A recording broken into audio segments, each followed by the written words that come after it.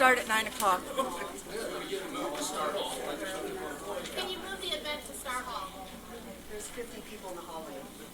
You have as many people in the hallway, if not more, than you have in here.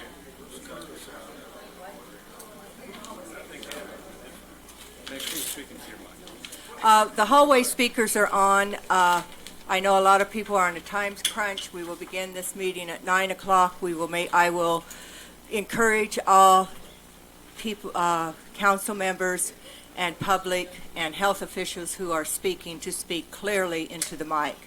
We can't hear you out there. Would you go check? Would you go check and make sure we can hear it in the hall, why it's not coming out in the hall? Normally you can hear better in the hall than in here. Hello?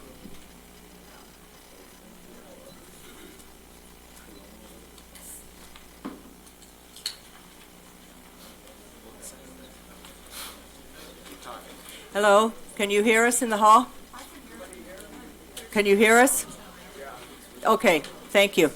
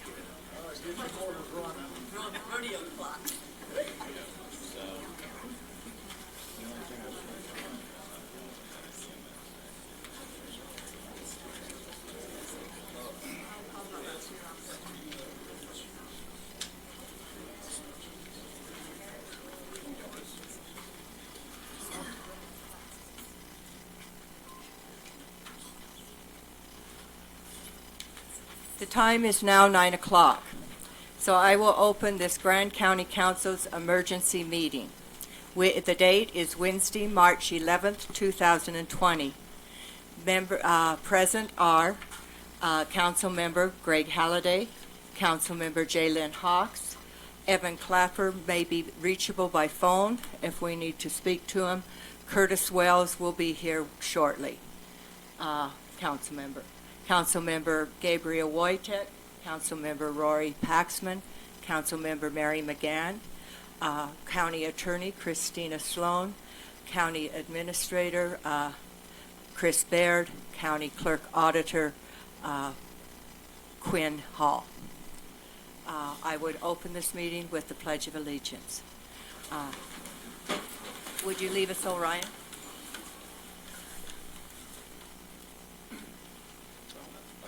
I pledge allegiance to the flag of the United States of America and to the republic for which it stands, one nation, under God, indivisible, with liberty and justice for all.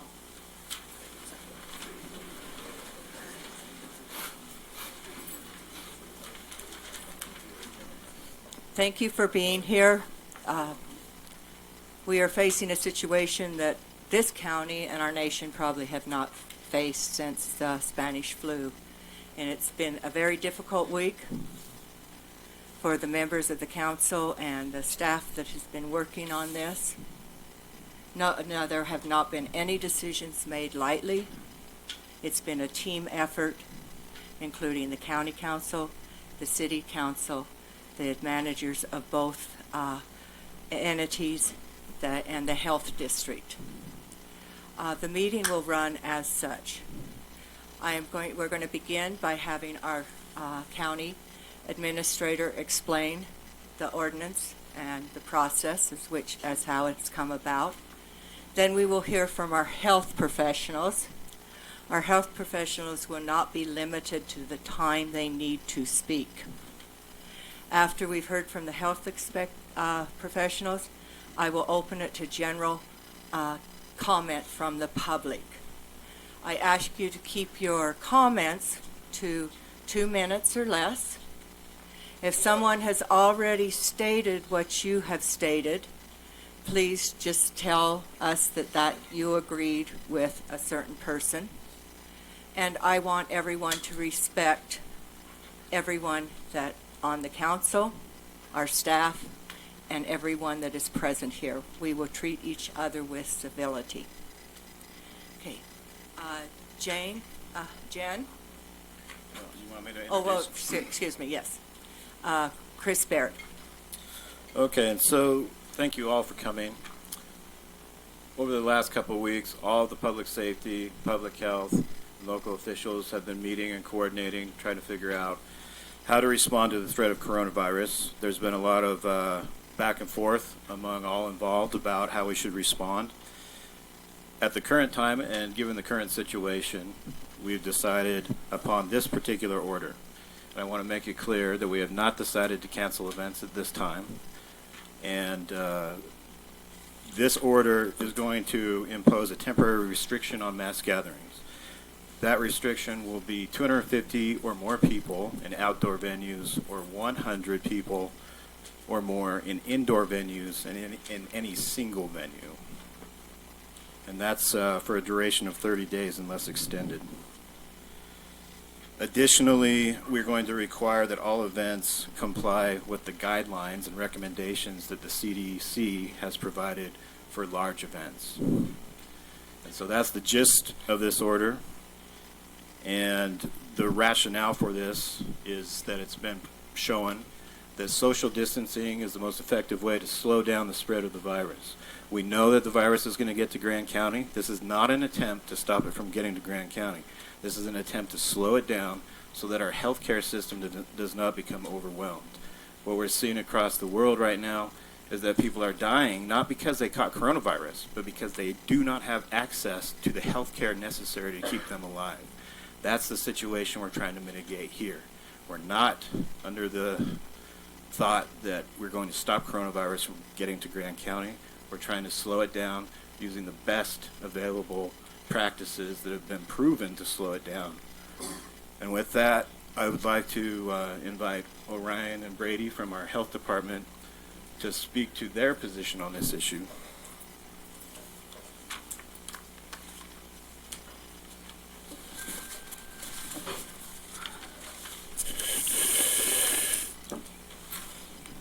Council members, thank you for inviting us to the table. Could you introduce yourselves, please? Yes, my name is Braden Bradford. I am the health officer for the Southeast Utah Health Department that covers Carbon, Emery, and Grand County.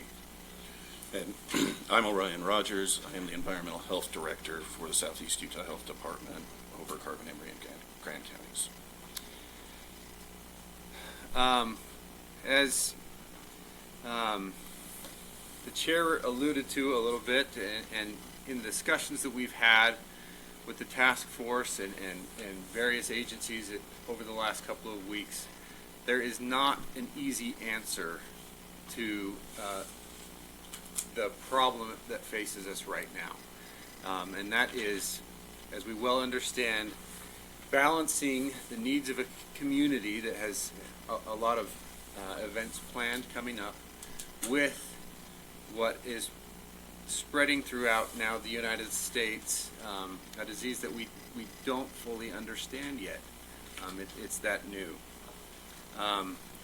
We do understand elements of the disease. As Chris Baird has mentioned, we understand that if we take proper precautions by distancing ourselves, by staying home when we are sick, and if there is access to adequate medical care, that we can end up with mostly good outcomes with this disease. When the situation becomes such that individuals don't receive the care they need, or they are in a situation where because we do know the disease is very infectious. The average person that has the disease infects 2.5 other people, up to 4 other people.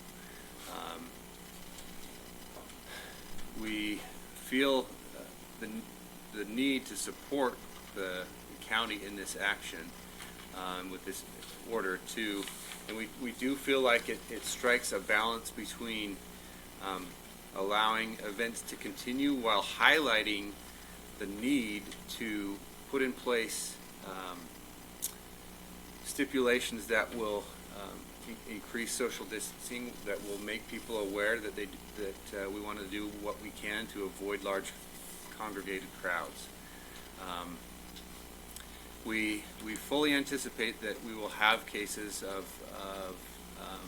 coronavirus in our communities, and we anticipate being ready for those. What we are striving to do is to have those cases come in a manner that is spread out so that our healthcare workers, our public health responders can respond adequately to each of those cases. And isolate those cases, investigate where they've been, be in touch with those people that have been in contact with those cases, give them the proper instructions as well. I think it's also important to emphasize that although these restrictions may be put into place, we are still members of this community. We're still partners with all of the event organizers, everybody that's going to be affected by this. We're still your partners. We want to work with you. We want to come up with solutions that benefit everybody while still mitigating the risks of this disease. Speak up, we can't hear you out here. Okay. Ryan was just mentioning that we want to remain as partners. Mary? Yes. Sorry. Yes. Would it be better for the people in the hall if the speaker stood at that microphone? Does that pick up better? Does that pick up better? Could you stand at the podium, please? Might be easier for the audience, the people in the hallway to hear. And speak clearly into the mic. I will say that I'll add that not only, there's of course the task force and other partners that have been involved in these conversations. I'm in basically daily contact with task force that is heading up this response for the state of Utah, other health officers. I want to emphasize that this is a process that is fluid and changing, and that right now we know that if we don't take proactive action, that will set us up to be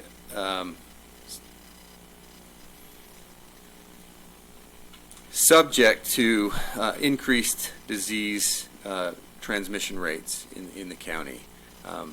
As I mentioned, that we anticipate that it will be here. As part of those meetings, we are preparing further recommendations for businesses, for schools. We're going to continue to address the issue of mass gathering events, as those will begin to happen throughout the state. But Grand County is in a very unique situation geographically to have such a high demand on the natural resources here, and yet our public health and healthcare infrastructure is built for a town that doesn't have tens of thousands of people living here year-round, and we do anticipate that a wave, if we were to have that wave, it would overwhelm our capabilities as a health department. I won't speak for the hospital yet. For those folks that are in the hall, I wanted to re-emphasize what I was saying before, in that we are members of this community. We are partners with this community. We want to partner with everybody to help come up with creative solutions to still allow events to occur, but limit these mass gatherings. And these decisions aren't being made lightly. We keep speaking of this task force. It's somewhat it's outlined within this proposed order, but we are working with the Sheriff's Office. We are working with the Moab Police Department. We're working with Grand County EMS, the hospital, fire department, all of our first responders, and identifying what limitations each of them have and how we can better support each other as a team. For now, I'll just end by saying that when we do have that first positive case, that is not going to be cause for panic. We have processes in place to deal with that situation, and I just want to emphasize to the council members and to the public that if we can deal with this a little bit at a time, as this proposal would allow us to do, we are fully confident that we could handle that as the disease enters our communities. Lastly, on my end, I think that, we have a large audience here, and it's important for us to emphasize that, along with you all being our partners, we need to have everybody out there getting their flu shots. We need to practice social distancing, which we're certainly not doing at this very moment. We need people to be washing their hands and reaching out to organizations that provide scientific information about this disease. And we are doing flu shots at the health department. Flu shots do not protect you against coronavirus, but it protects you against another disease that's also a big issue, but they have similar symptoms. So if you get your flu shot, it will protect you from having symptoms that may make you fear that you have coronavirus. And that's all I have. Council, does anyone have any questions? Yes, Mr. Greg Halliday. Yes. Do you have any way to test for coronavirus at this point?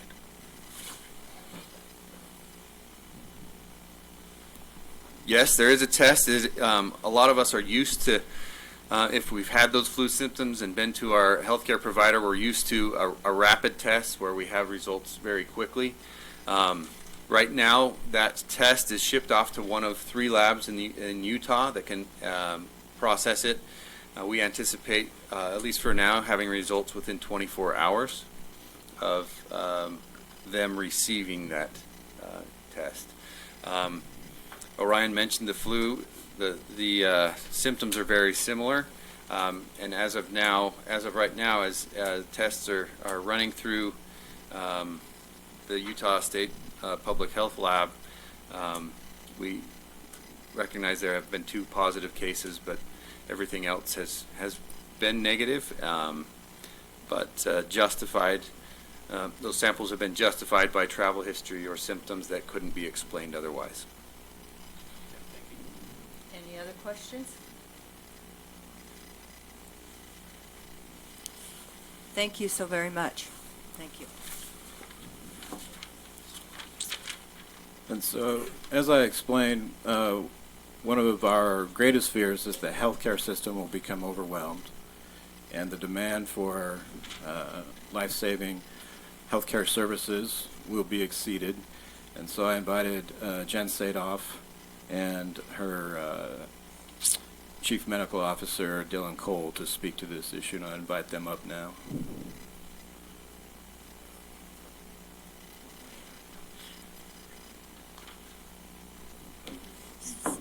Speak up at the mic because, yes, because they can't, the people in the hall are unable to hear from the table. And introduce yourselves. You have to come up here. Hi, I'm Jen Sadoff. I'm the CEO at Moab Regional Hospital, and I'm here with our Chief Medical Officer, Dr. Dylan Cole. We have been partnering very closely with the health department all throughout the last month on creating a response at Moab Regional Hospital and making sure that we're prepared. Starting today, access to the hospital will be limited to 2 doors so that we can screen patients upon entry. We've already had a couple of scares where patients with respiratory symptoms have made it all the way to, face-to-face with a doctor, and then that physician has to be quarantined for 14 days or until we get a negative test back. Luckily, we have, all of our tests so far have come back negative. So it's definitely not an easy decision that you have to make. I am really glad it's a decision that you are making and not me. We are worrying about being ready and prepared to take care of the community.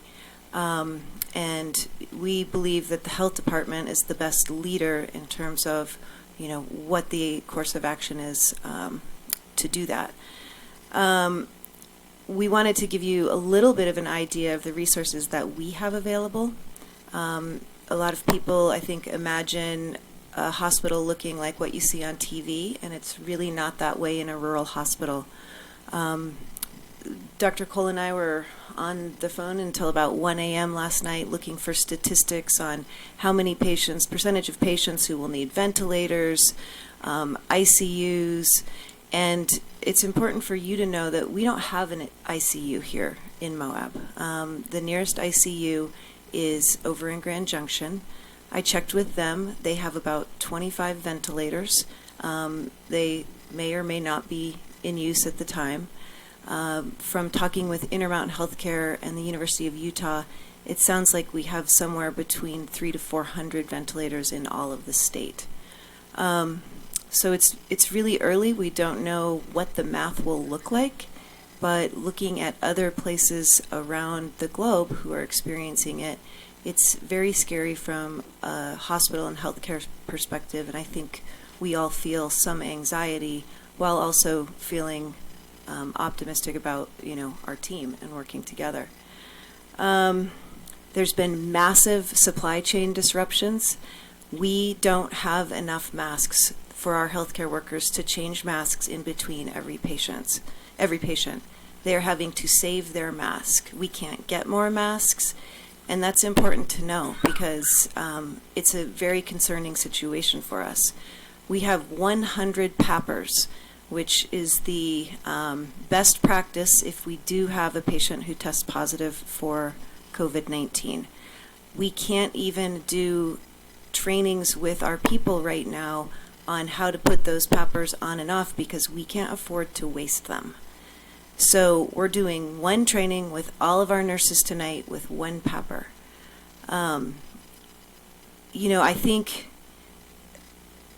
our room availability, because this is still considered airborne, we have a total of 6 rooms in the whole hospital that can be negative pressure rooms.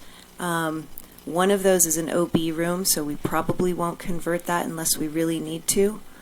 We have 2 in the emergency room, 2 on our med-surg unit, one of which is full right now, and what we call a decon or isolation room. And then, as I might have said already, I can't quite remember, we don't keep patients who need a ventilator at our hospital. Now, as we go down the road, and we will cross bridges we need to cross as we come to them. We do have 3 ventilators that we use prior to transporting patients, but typically we don't keep patients who need a ventilator. And it does look like, although most people get well, the people who do need hospitalization, the percentages are all over the board, but a lot of them do need a ventilator. So Dr. Cole is really the expert, so I'm turning it over to him. I just have just a few comments to add to that. So, yeah, as Jen mentioned, I'm Dylan Cole. I'm a family physician. I'm the chief medical officer here at the hospital, and I'm a member of the Moab Regional Hospital medical staff and the chief medical officer. And I just have a few comments to add, and then I'm happy to help with questions in any capacity that I can. But first point I want to make is that I'm a clinician. I'm a family physician. I'm not a public health expert. I do think it is important that we turn to and that we follow the guidance of our epidemiologists and public health experts, which would include Utah Department of Health as well as the CDC. And This virus is novel, and in many ways we don't know yet how it behaves. A lot of the preliminary data are based on studies done in China, and this is all evolving over the course of months rather than in many cases we have years and years to gather data and see how a disease process will evolve. However, we do know that there are other respiratory viral pathogens, influenza being one of the most studied, that we can look to help to understand some of the characteristics of how this might spread through a community and potentially in a pandemic situation. The guidance and the studies, are very well understood by the CDC, and I would just emphasize that that those include both personal. So, number one, as has previously been stated, and I fully agree, we're past the point of containment. That's no longer the goal. This isn't an issue of preventing it from arriving here in Grand County. This is an issue of mitigating. There is a graphic circulating through social media and other sites now at this time, which is actually adopted from a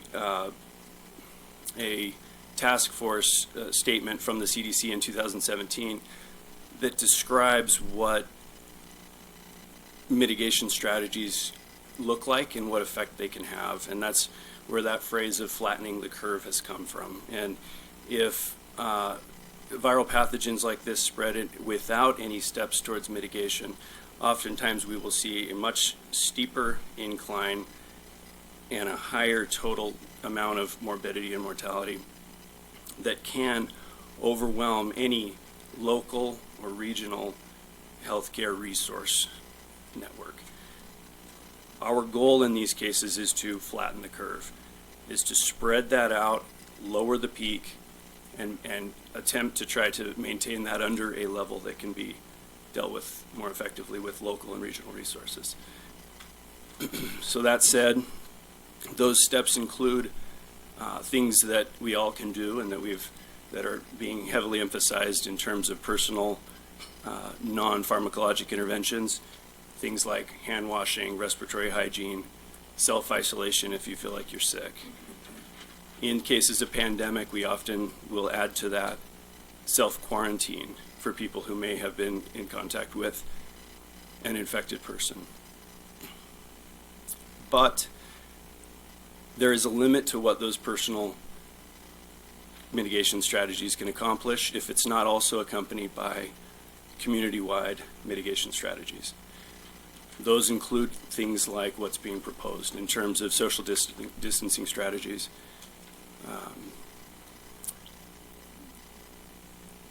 I will add, and we're not having this conversation today, that those sometimes include other steps for social mitigation strategies in terms of school closures, et cetera, that are being pursued now around the country and around the world. From many previous instances, including the 1918-1919 influenza, Spanish flu, and other similar influenza outbreaks that have happened since, we know that starting those strategies early, before the illness is in wide circulation in a community, is the only way for those to be effective. So the difficulty here is in having to make a decision without having all of the information at a time when the interventions can still be effective. Thank you. Questions? Yes, Curtis? Thank you for being here. So as part of this order, section 2A4 You got to talk. starts to outline, can you hear me now? Starts to outline, section 2A4 of the order outlines preventative supplies that are required for events per CDC guidelines. And I guess for context, so a lot of businesses now, they can't get toilet paper, they can't get hand sanitizer, they can't find it online anywhere, they can't find it at Sam's Club in Grand Junction, it's not available. And so if in some of the events that have been canceled so far, they're communicating that this is just one reason why they've decided to cancel the event, because we're essentially placing requirements on them that they can't fill.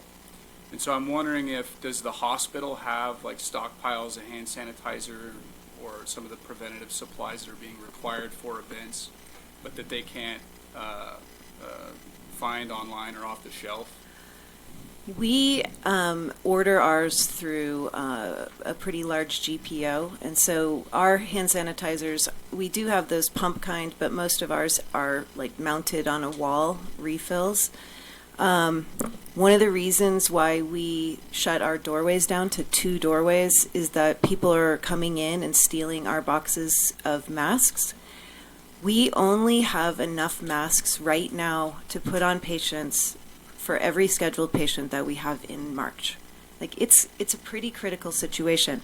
Our GPO has allocated supplies for hospitals. Everybody's going to get their allocations, but we're going to have to wait until those show up. So we're thinking about things like using children's masks on people with small faces. So we don't have them for you, but we also are held to a higher standard than what you might be able to find, like at a local hardware store. Well, you can't find it here, but maybe online. So I really can't answer that because I doubt there's a standard in the resolution for what kind of masks it would need to be. Chris? So we did discuss this, and the latter part of that paragraph reads, as determined and approved by the task force, and that's in relation to potential shortages. The task force will have to evaluate the level of risks that this event will be taking on if it's conducted without proper sanitization equipment. And so that's something that the task force is going to have to evaluate in the circumstance that occurs. One of the biggest issues that we're having is that we know that we need to mitigate the risks associated with events, but we don't necessarily have the resources to do that. And so in some cases, I think we have to realize that if we allow events to proceed and they don't have the necessary mitigations in place to create an acceptable level of risk, that we are taking a huge risk allowing that event to proceed.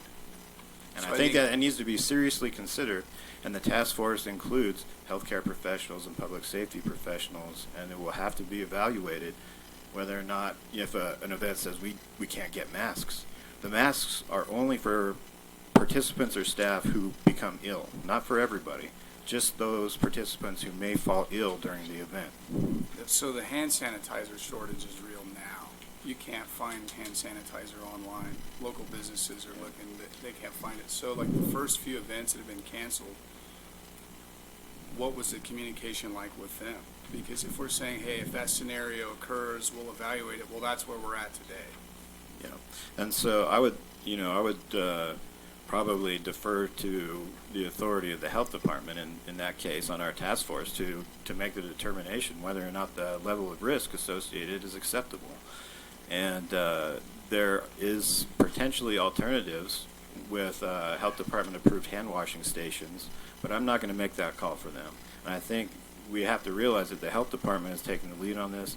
They are the ones who are going to really be calling most of the shots. And it's really at their recommendation that we put a lot of these, the numbers associated with the limit on mass gatherings came from the health department, and the rest come straight from the webpage of recommendations from the Center for Disease Control. O'Brien, would you go up to the... So yes, their hand sanitizer is really hard to come by right now, but I have also reached out to 2 different chemical toilet companies. They typically have supplies of hand washing stations that would be appropriate for use in these events. Zunich Brothers has 18, and Waste and Water Logistics has 30 hand washing stations. They also have 2 essentially converted shipping containers that have both hot and cold running water that are used on for fires. So there are some resources out there, and although we all like hand sanitizer, hand washing is far better than hand sanitizer. So, question, if you wouldn't mind hanging out for a minute. Sure. So, how many other counterparts? Sorry, I got to lean over this microphone. How many other counterparts of yours throughout the state, other regional health departments, are there? There's a total of 13 health departments in the state. And are we the first and the only, regional health department to establish restrictions according to these CDC guidelines for mass gatherings? I'll answer that in the course of this discussion about we have called an emergency Board of Health meeting to take place tomorrow to discuss a regulation that would, for all intents and purposes, echo what Grand County has proposed today with our recommendations that we could put in place for all of our counties. That being said, right now we are the first to do this. I've reached out to everybody else, and we're going to continue that discussion today. We were particularly interested in some of the counties that experience tourism rates like Grand County does, like Summit County. Unfortunately, their tourism season right now is kind of in a dead zone. They're winding up skiing and Sundance, and they're gearing up for the summer right now. This is what they call their mud season. But so they are not considering this at this time. But in mentioning the fact that we're going to approach our board for a vote on a regulation similar to this, their health officer thought that was a very good idea in case it were to come up. However, in taking into account all of the considerations, I'll refer back to the fact that even in Summit County, for example, they're right next to the Wasatch Front, whereas we are isolated here, and certainly there are people willing to come to our aid, but that would be they're limited by time and distance and what else is happening in the state. Yesterday at our meeting, it was discussed that all of the counties in this district, most likely, or there's a high probability that they will be following our suit tomorrow and putting such a restriction into their county. They're also reaching out to San Juan County to do the same thing. So yes, we are the first, but I believe strongly that we will be followed by all of our surrounding counties. Madam Chair, I've been in touch with the numerous county attorneys, and similarly, they are very interested in what we're doing, and they want our language, they want our documents, they want to use what we're doing as a model, and that includes Washington County, Kane County, Carbon County, Summit County, and Salt Lake County in particular. So we are the first, but I don't expect that we'll be the only ones. Well, I just want to iterate. We may be the first in Utah, but we're far from the first in the United States. There are many, many across the United States, and as Dr. Cole indicated, your opportunity to have the greatest impact on slowing this virus down is before community spread occurs. Yes, Jaylyn. So I'm curious, well, I have everybody up here. Any of you can answer this, but it seems like it's the health department. You speak of, Chris said that, many of the implementation plans came from you. So what I'm wondering is, there is an exception in this document that accepts churches as a mass gathering. Having gone to church in this community for many years, I know that on Sunday their churches are packed with tourists that have come in for events or just to play, and they want to worship before they leave town. So I'm just curious what the justification is, because in my mind, that's a more critical situation than some of the outdoor events where people are spread out.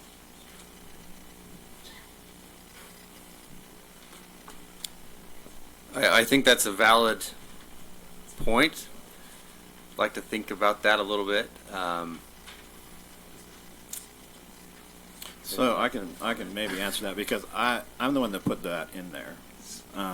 So And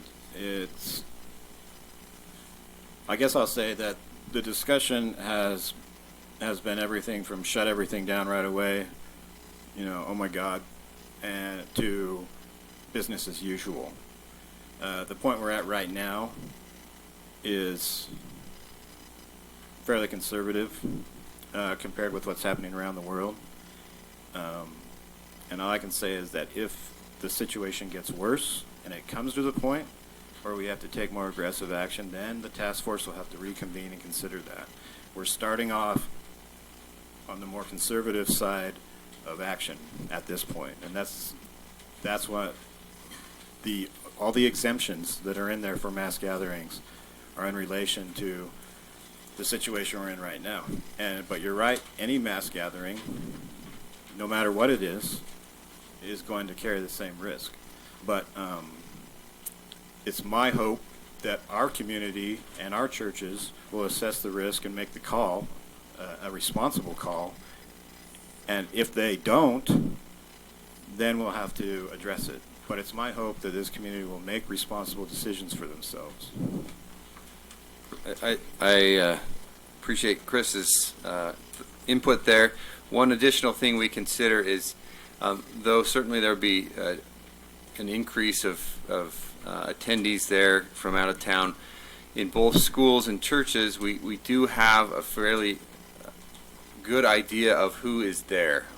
Obviously not everybody, but as far as looking back epidemiologically, we feel like that's a pretty controlled situation, but would be up for a discussion should we determine that we're exposing ourselves a little bit more than we want to. Yeah, and part of the element of resources that we have to deal with at this point in time anyway is that it's much more difficult to track an outbreak in an event situation where you have a lot of people from all over the world convening in one location.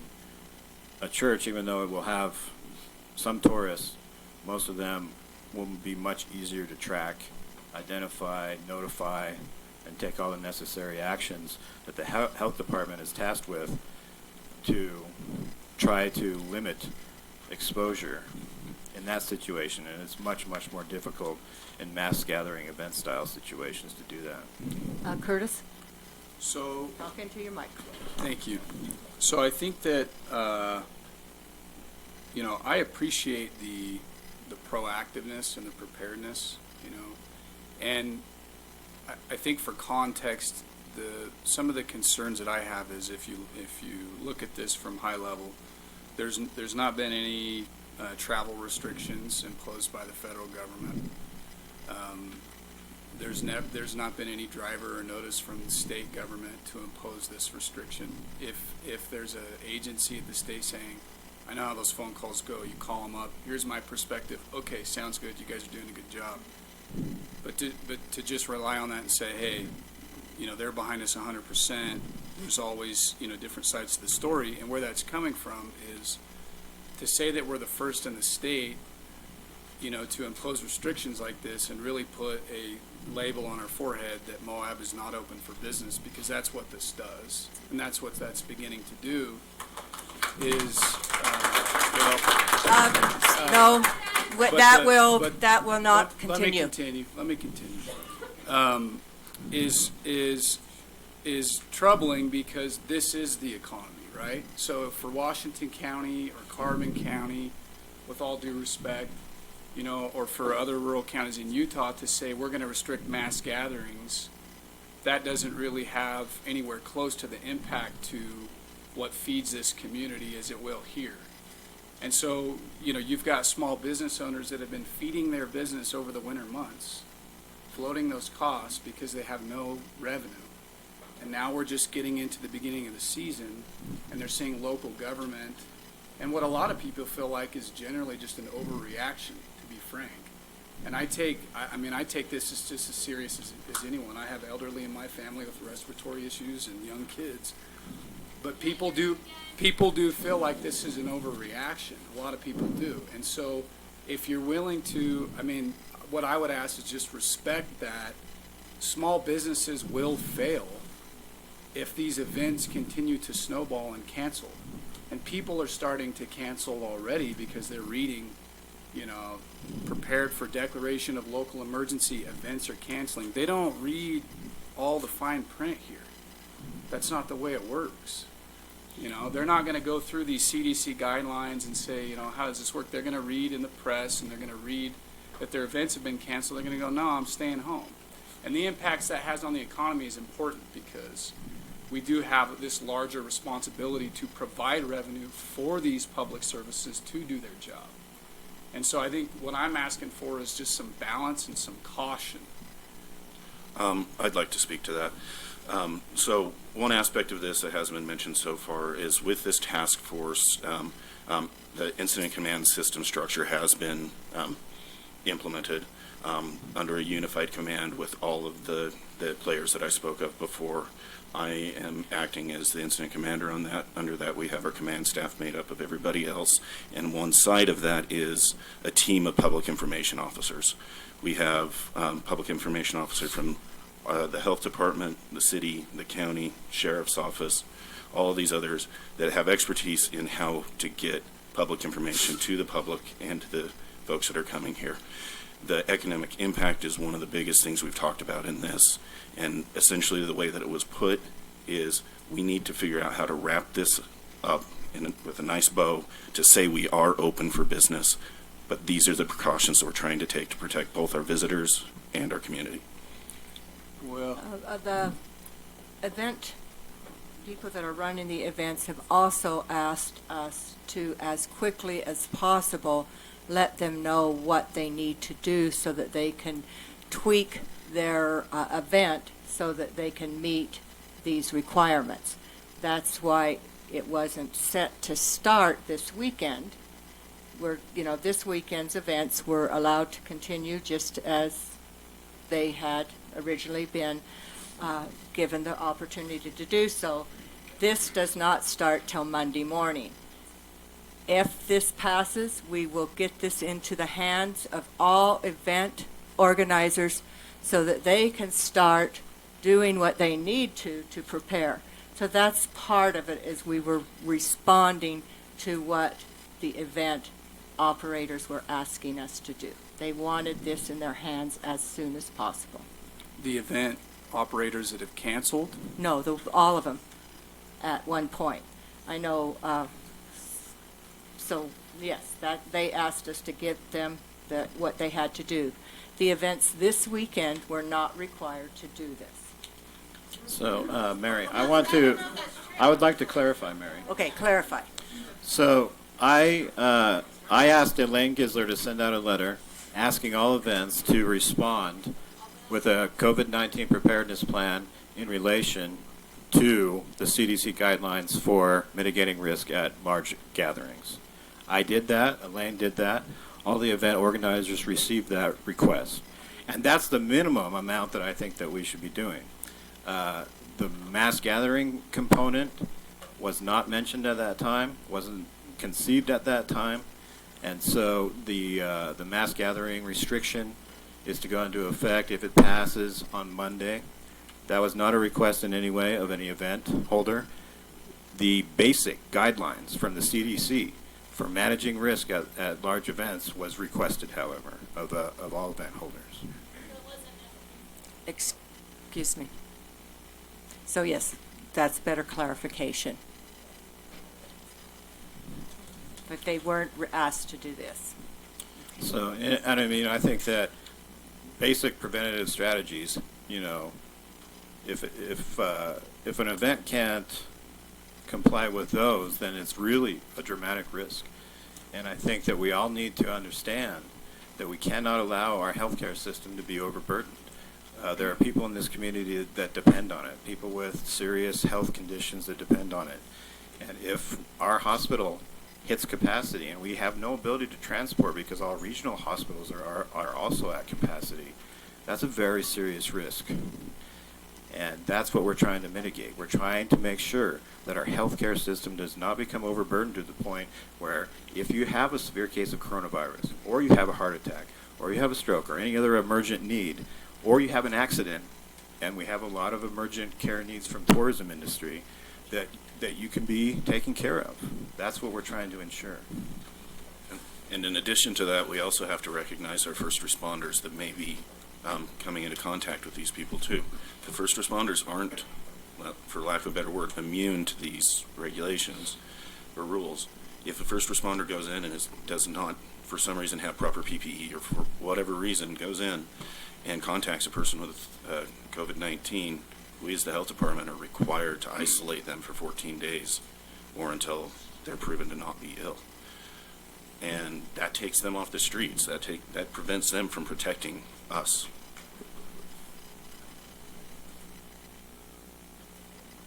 I'd like to add that the economic impact is something that we, elected officials and staff have been taking very seriously, and our concern is that if the healthcare system is overwhelmed, if our law enforcement and public safety officials are quarantined, that the economic impact would be just as severe, if not much worse, for Moab. So we're trying to strike a balance, exactly the balance you're seeking, in between protecting the community and also saving our tourist economy. Disagree with that, but we'll take that up with the order. I disagree with that, but we'll get to that when it's time to vote on the order. Any further questions?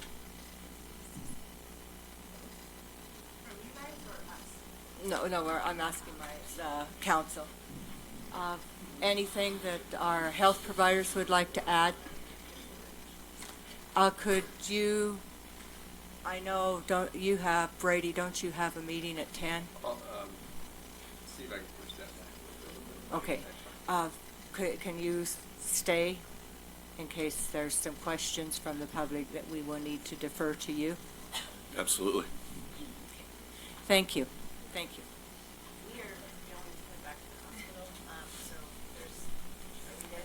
Yes. Thank you. Thank you for taking your time out, and thank you for working to prepare. Thank you. We will now open this up to public comment. We will, once again, I would say that I want statements to be polite and respectful, and to keep them, try to keep them at 2 minutes, because I'm sure we're going to have a lot of people that want to speak. Yes. And save the clapping. Let's not do clapping for approval or disapproval or booing. Just listen and be respectful. Yes? Well, thanks for holding the meeting. I want to be clear as I speak that I take this virus issue very seriously. I'm not coming before you to make a point that it's not important. It is very important. However, I want to bring up a few things that may be getting a little out of proportion. One of the things that I was hoping the doctor would still be here about is there was an omission in his remarks about the people that are really in danger. All of us watch TV. Unless you live under a bridge, you know what the issues are, and that those issues really affect people 70 years or older, or people with some kind of other health ailment that's a pre-existing condition. All those people should be self-quarantined at this point no matter what. If you are over 70, which I am, I shouldn't probably be here either. But I'm not afraid of the virus because I'm in good health. And so 90% of our population really isn't in very much danger, maybe more than 90%. So we're enacting legislation that's affecting everybody when really 5 or 10% of the people are really in any kind of danger. And so as we make these rules, I think it's important that we keep that in perspective, that you're affecting a lot of people that really aren't in danger. And the other thing I'd like to say is while I think it's important to be vigilant, and maybe it is important to limit some groups, I don't think the size of the group is necessarily the most important thing. It's more the demographic of the group. The 3 groups that got canceled this weekend were probably in the top 5% of health. We had runners, we had bikers, and those people are younger. They're in a very safe demographic, including their families and the people that promote them.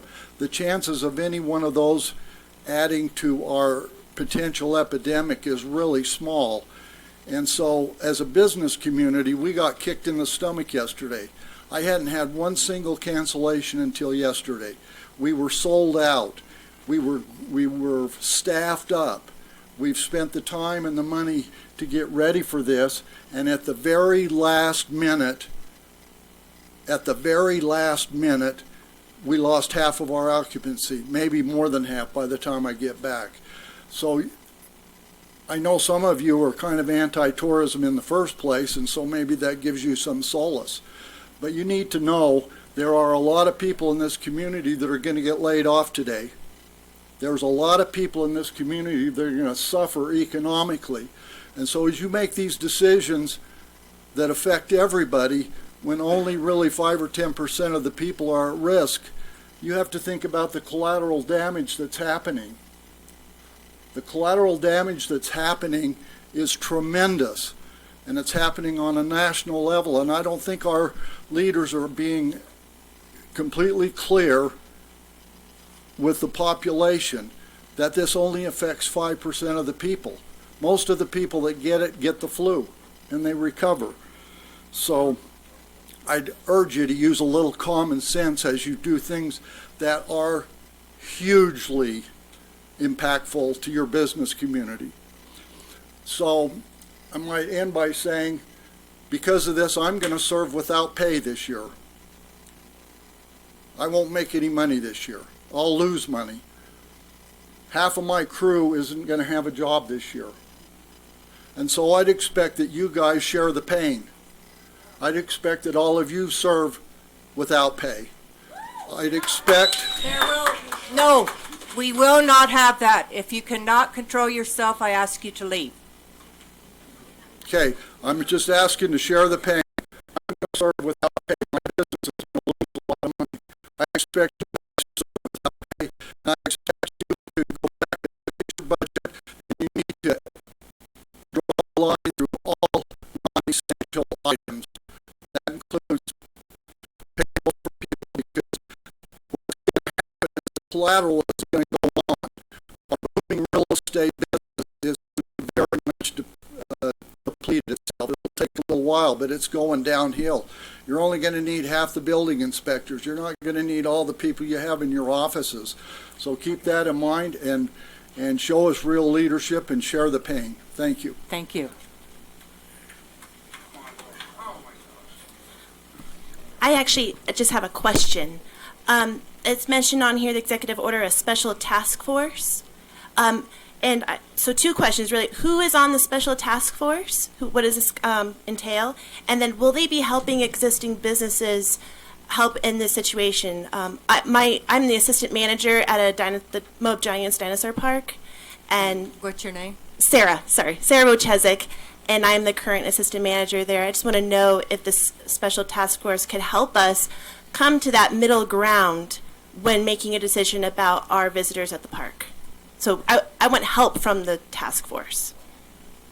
So the task force is comprised of the regional health director and environmental health director for the Southeastern Utah Health Department, the emergency medical services director, the Grant County Sheriff, Grant County Council Chair, Grant County Attorney, Grant County Council Administrator, Mayor of the City of Moab, Chief of Police, and the Chief of Police of Moab. Okay. Is there anybody who owns a business will be on this task force? These are health and safety professionals. Okay. And then will this task force be helping businesses currently to help us? I'm sorry, it's kind of going off the subject with the mass meeting, but I feel it's appropriate for us to plan ahead of time. Yes. So the reason why we try to expedite any action we're taking is so that businesses will know ahead of time, as early as possible, Okay. how to conduct events. Okay. Thank you. And so, hopefully, we can figure out how to run events in this county under these guidelines. Okay. Thank you. And as to the dinosaur park, instituting the same CDC guidelines as your folks come in the door is important. Yeah, we have already had a meeting regarding how we're going to handle, because we are front line when it comes to international and out-of-state tourism. And so we've already made precautions, but it is quite a, I am an asthmatic, so this is actually very concerning. So if you could please make a decision that benefits all. I know I'm young, I'm supposed to be healthy, but it does affect most people. I just want to say on behalf of the health department, we are putting together additional guidance documents. We are going to be sending out information. We are a resource to our community on this. And Sarah, you have my number.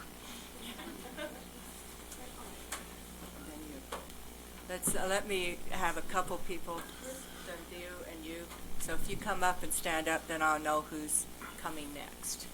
So my name's Justin Ricks. I am the event organizer for Mad Moose Events here in town. And I just want to start this off by just making a statement, because I've been receiving lots of hate mail from the community. I want to start off by saying I am a member of this community. I've lived here for 3 years.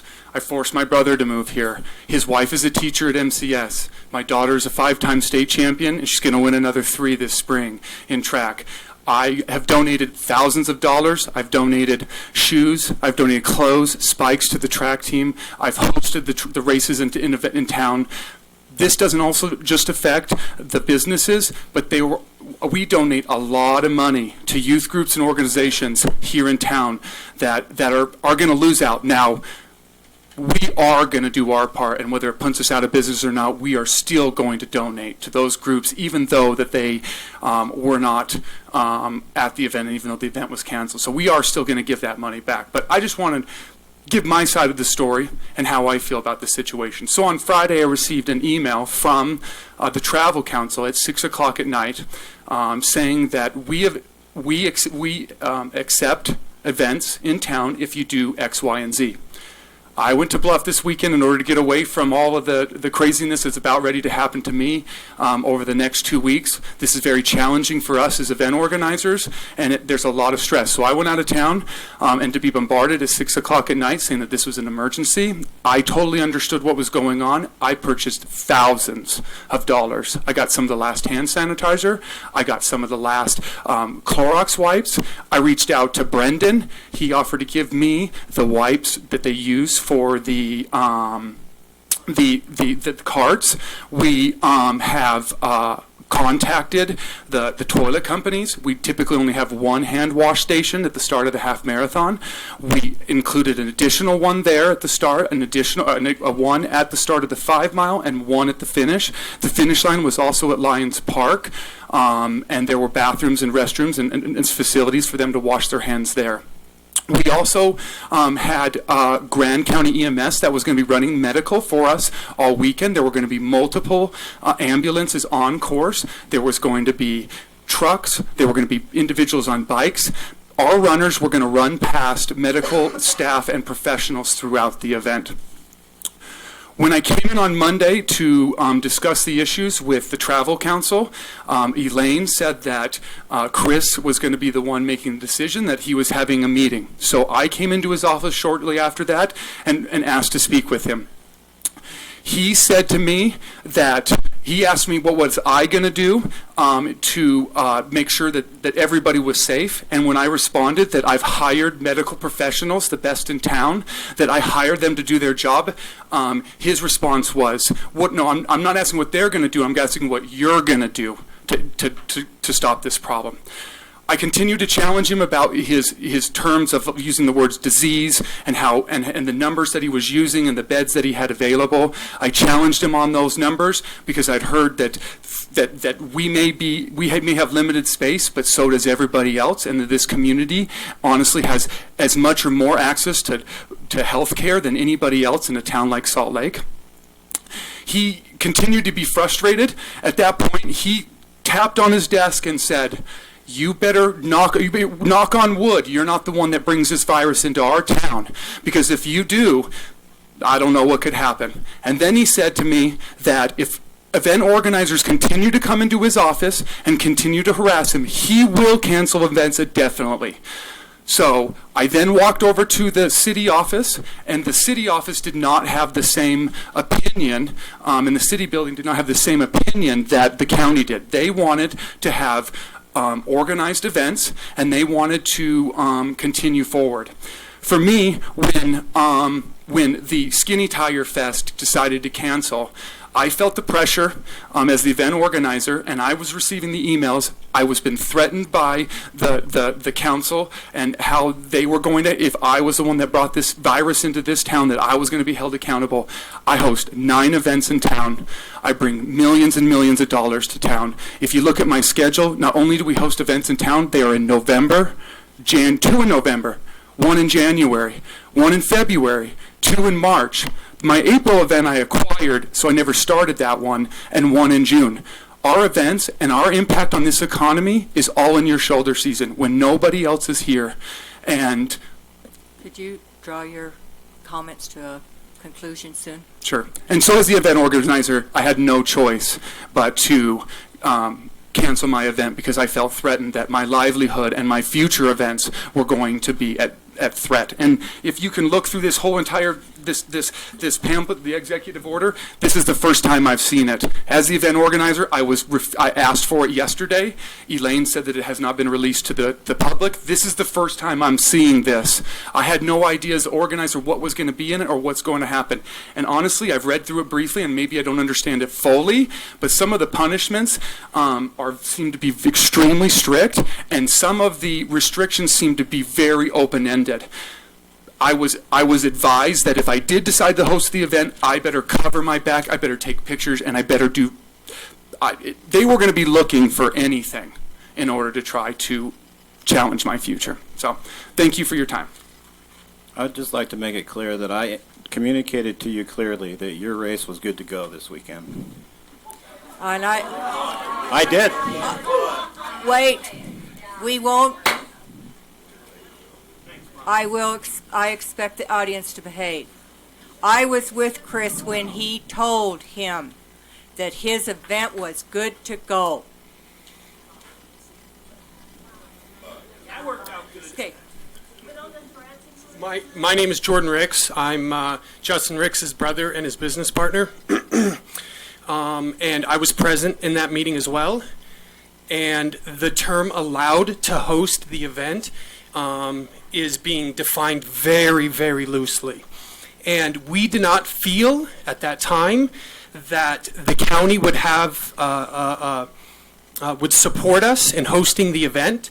We thought to ourselves yesterday when we made the very, very difficult decision that if we host this event and there's a problem, it could jeopardize all other events that we host in town. So we decided, under the circumstances, under the threats that we experienced, that it would be best to cancel these 2 events to preserve these races in the future, not just these 2 events, but the other 7 events that we host in town. Thank you. Thank you. Morning.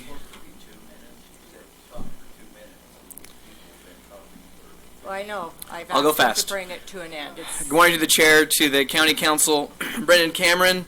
I run the city market in town, also the Moab Chamber of Commerce president. I think it's been pretty eloquently spoken from Cullen, also from the event organizers, what the decision that's been made will do to our town fiscally. Also, Cullen talked about what would happen to each individual associate, of which I've got 130 of. I've got thousands of dollars of inventory in my back room, perishable inventory, that were supposed to go for these events, which I will be eating that. It's already been spoken, so I guess the biggest thing, our ask would be to reconsider, to change this executive order as the way it states, to allow and help I know that it was spoken from Curtis, but we need to let folks know we are open, and this is the lifeblood. We can be cautious without threatening and without changing the lifeblood of our community. So I would ask this council to change this executive order to make it in line with what the rest of the state and country is doing, and to allow these events to take place without them feeling threatened, and to allow me to continue to pay my associates and so that they can continue to take care of their families in this county. Thank you. Thank you.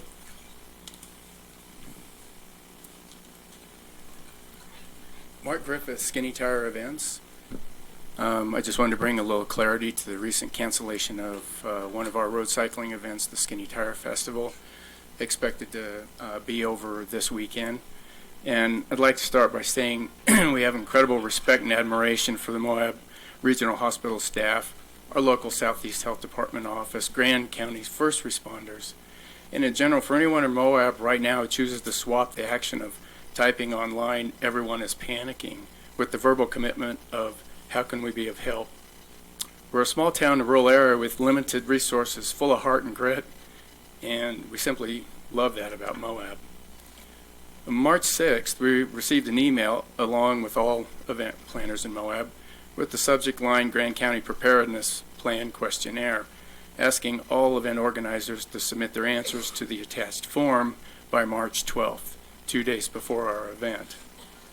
On March 9th, we received another email that was just sent to the directors of Mad Moose Events and Skinny Tire, stating that it's mandatory we ask participants to not attend if they are ill, and requesting we send a message to participants from California, Washington, and Oregon that they do not attend the event.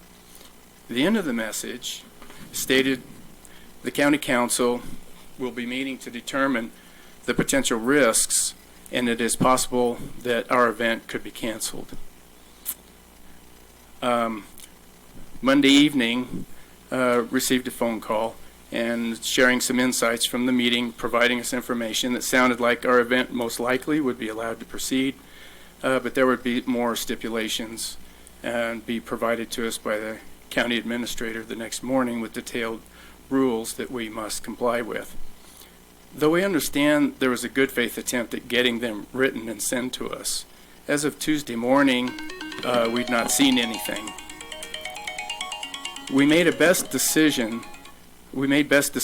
we could with the information we had, and decided instead of waiting for the continued mixed messaging from 3 different sources and further risk of our participants' ability to recoup losses, we canceled our event and notified participants. An event needs to have specific cancellation policy, insurance-wise, to be able to recoup any losses from a canceled event. That policy needs to be purchased 2 weeks prior to an event, and currently the information that we had to work with was only 7 days prior to our event. So that is not going to apply to us. We support the efforts of Moab and everyone involved for coming up with plans to mitigate COVID-19 virus in Moab. We understand our local healthcare providers do not have facilities, staff, resources to handle many of the cases of the virus in Moab. We truly understand all decisions and actions are being made with the health of our community in mind and with an eye on our local economy. We really do. And we wish more people believe that too. Thank Mark, you. Mark, will you send me the request for additional stipulations?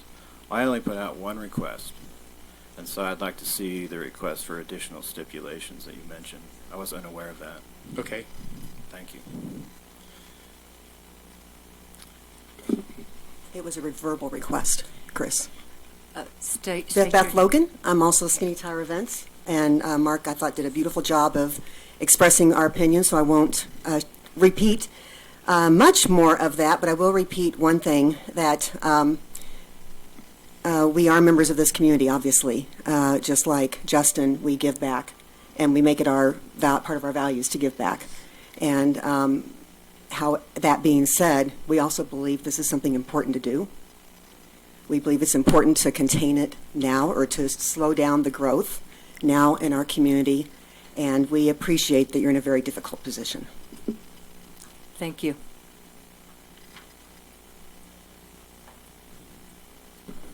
Doug McElhaney. I'm representing the Red Rock 4-Wheelers Easter Jeep Safari. The Jeep Safari is more than the trails.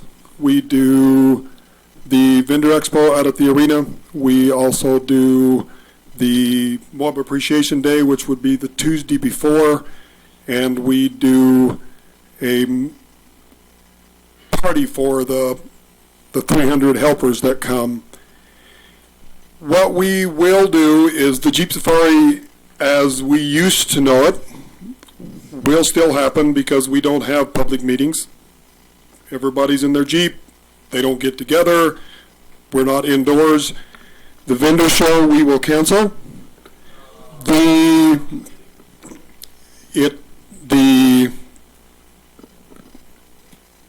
dinner we will cancel. The Moab Appreciation Day we will cancel, but the Jeep Safari will still run. Thank you, Doug. My name is Joe Downard, local citizen here in Moab, Utah.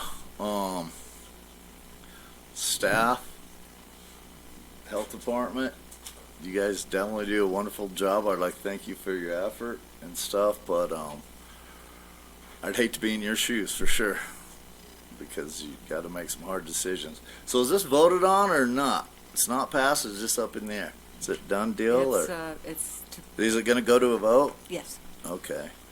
Well, I'd definitely like to voice my opinion that, yeah, this be voted down for sure. And, you know, one thing I thought when I was sitting here, we're all born in the United States. We're citizens. We had a choice to come here, be exposed over and over and over. I heard people coughing over there. I'm like freaking out. But we made the choice to come here. We're gonna make a choice to either show up someplace or not show up someplace. That's our right as an American citizen. So if people want to come and run on the river road, no matter if anybody organizes it, it's their right to come and run on the river road. In my opinion, for sure. But I do understand that you guys are trying to control. But you got no control, period. You have zero control of this. You know, we're all born here on earth. We're all going to die here on earth. I mean, we can, you know, you can't debate that. It's just a matter of how you're going to do it. Thank you. Thank you.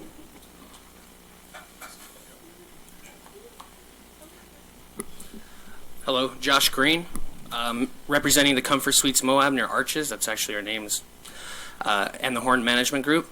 I'm a little disappointed to hear that we're closing the vendor thing that for the Jeep Safari. But I will touch on that again. So, just this week, I've lost 27 rooms in the less than 24 hours, with roughly a 94-room hotel. That's 27 of my rooms that just disappeared. Yesterday, as a lot of us in the hotel industry state, was go day. That's where we bring on our 2 breakfast hands. That's where we bring in extra maintenance hands. Everybody goes back to full time on their shifts. That all started yesterday.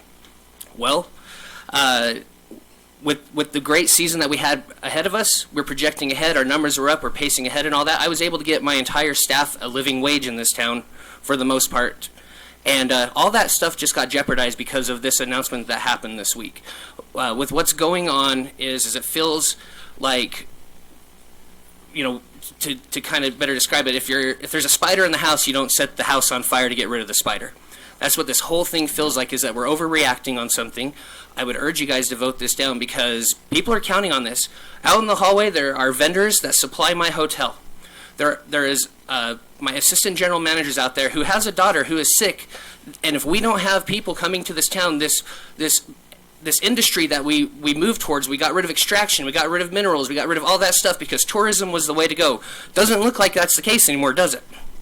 So why are we throwing gas on a fire that's going to eliminate our entire economy? Everybody in this town depends on these tourists to come here. We used to depend on other things, but we were moved to tourism. And we've got to really think this through. We need to come out, because the damage has been done. We need to come back around to this and try to fix this as best we can, or we're going to have a really bad season. People are going to lose their jobs. People are going to lose their houses, their cars, their medical. All that stuff is going to be going away because of this decision that was made this week. Now, just with the vendor event being gone, I have 47 rooms for 7 days that are attached to that event that I'm going to have to go back and cancel right now.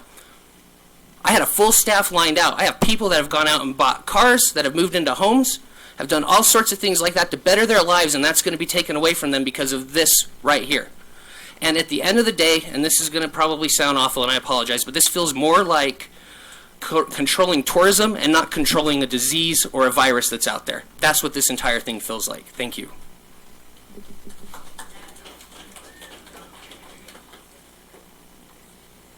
Hello, my name is Helena Rohr, and I'm a small business owner here in town. And I would like to start with my gratitude of living in a community that actually takes time to discuss the issue that is not just happening here in the state or in this country, but actually worldwide. And I do think that there have definitely been mistakes made in the media, and it is incredibly helpful to have heard this morning from our health department and from our hospital about the reality here in town. And I am grateful for the opportunity to be able to discuss this. The question is whether this is kind of in the middle. So on one hand, you're trying to restrict certain things, and on the other hand, you're allowing mass gatherings in churches or other places where it feels like it's more controlled. So that doesn't really make any sense to me at all. Self-quarantine was brought up. Common sense, I guess, is what that maybe also has to do with. The major issue right now really is the fear of people losing their jobs, of people losing their businesses. Can there be made any promises that maybe the community can, or the council can go up to the state in Salt Lake and say that we will need financial support, so that by the time property taxes come around again and we just don't have our coffers full and we're not able to pay the property taxes, like who is going to help us then?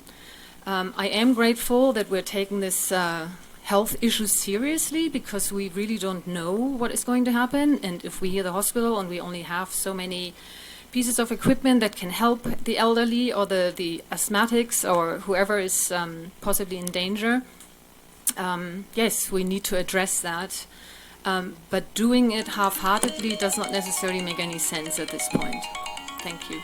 Thank you.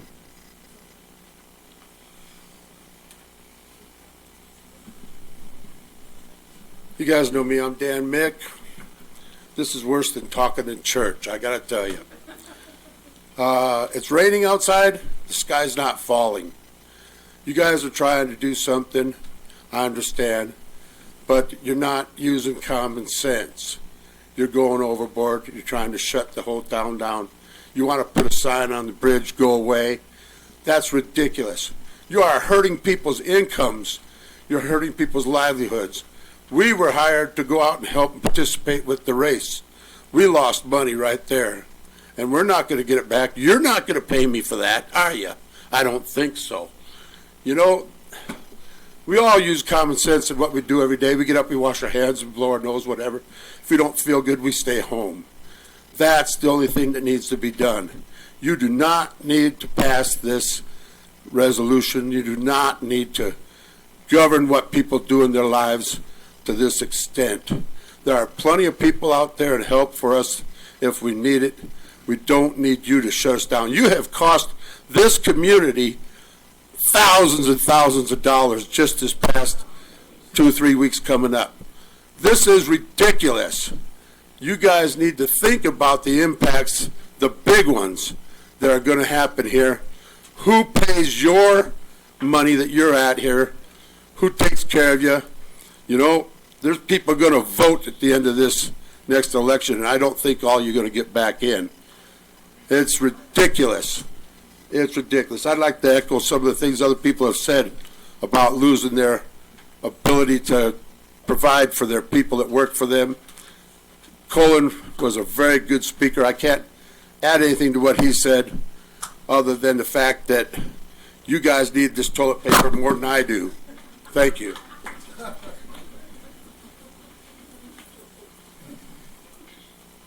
Hello, I'm Bob Frazier. I'm a business owner here in town. I've lived here about 15 years. I appreciate planning. I appreciate paying attention. But these actions are completely unwarranted based on the numbers I can quickly Google from the CDC. There's approximately 1,000 cases in the United States right now. Now, out of that 1,000, which ones are healed? How many die? 3% mortality rate on 329,500,000 people. That's 0.00003% of the population of the U.S. has this. We are going completely overboard with any action at this point other than preparation and planning. And it's hurting people's lives unnecessarily. Thank you. Dave Beerscheid, and as a business owner and mostly the car show that's about to happen or should happen at the end of April. One of the sad things about it is it brings the public of Moab to the park because all of our 60 to 80-year-old people bring their old cars down. So unlike Jeep Safari and the bicycle races and all, we're actually going to bring 500 or so people, maybe 1,000 because there's 2 in each one, to the park. My big concern is, right now I'm about to pony up $6,000 just for the permit for the police to come down and take care of our event.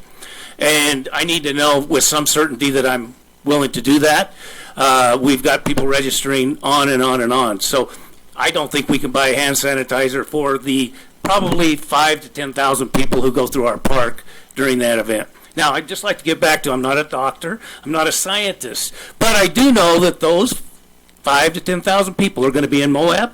They're going to be here this weekend. We run nightly rentals. They're coming anyway, and they could be bringing the coronavirus.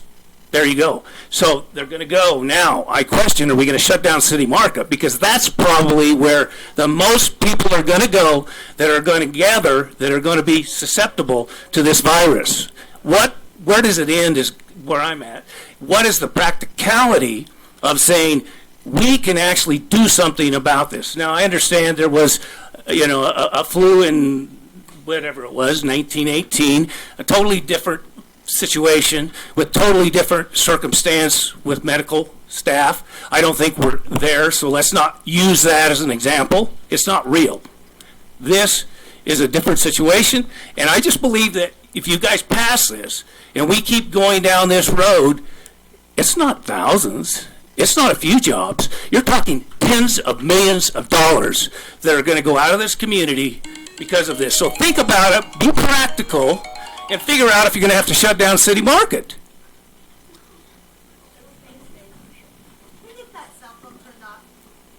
Oh, that's our timer. That's our timer.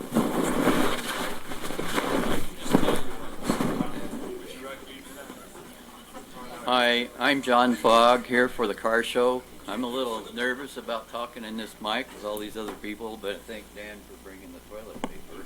That'll help. I want to reiterate what Dave was doing a little bit in that we're wanting to comply with whatever there is to be complied with, but we certainly need to know what that involves. And our event very much caters to the over 60. Our event has a lot of ill people in it with cancer treatments and all sorts of things.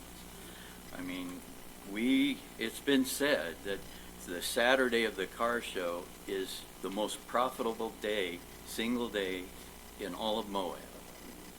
So what your actions here, we're outside that 30-day period. I mean, what are the odds are you're going to renew it after 30 days, which would affect us? Thank you.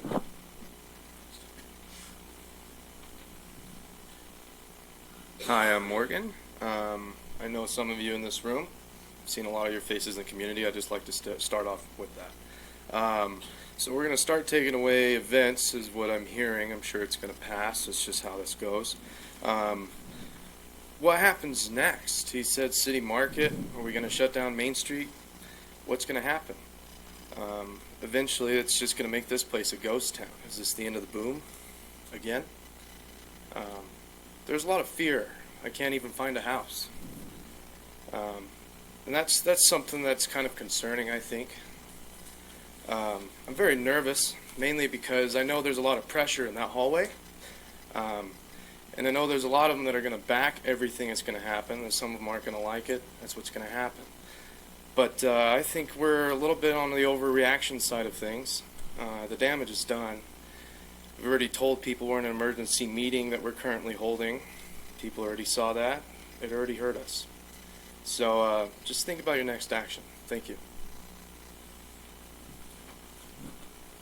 Hello. My name is, excuse me, Jenna Woodbury. I just have a few comments. I am a small business owner. I have a small lodging business, and I appreciate the difficult position. I have already lost some cancellations, not because of the executive order, but what's happening more broadly. I think someone said that you aren't canceling events with this executive order, and it seems like you are trying to do something that it's hard to know what's going to happen. Nobody knows what's going to happen. I think as soon as there's the first coronavirus case in Grand County, that's going to affect people. People are nervous. So I applaud you for attempting to do something. I think it's a difficult situation. I think it's certainly possible if the executive order didn't pass in November, there could be another meeting and people claim we didn't do enough. So it's a fine balance. I think good luck.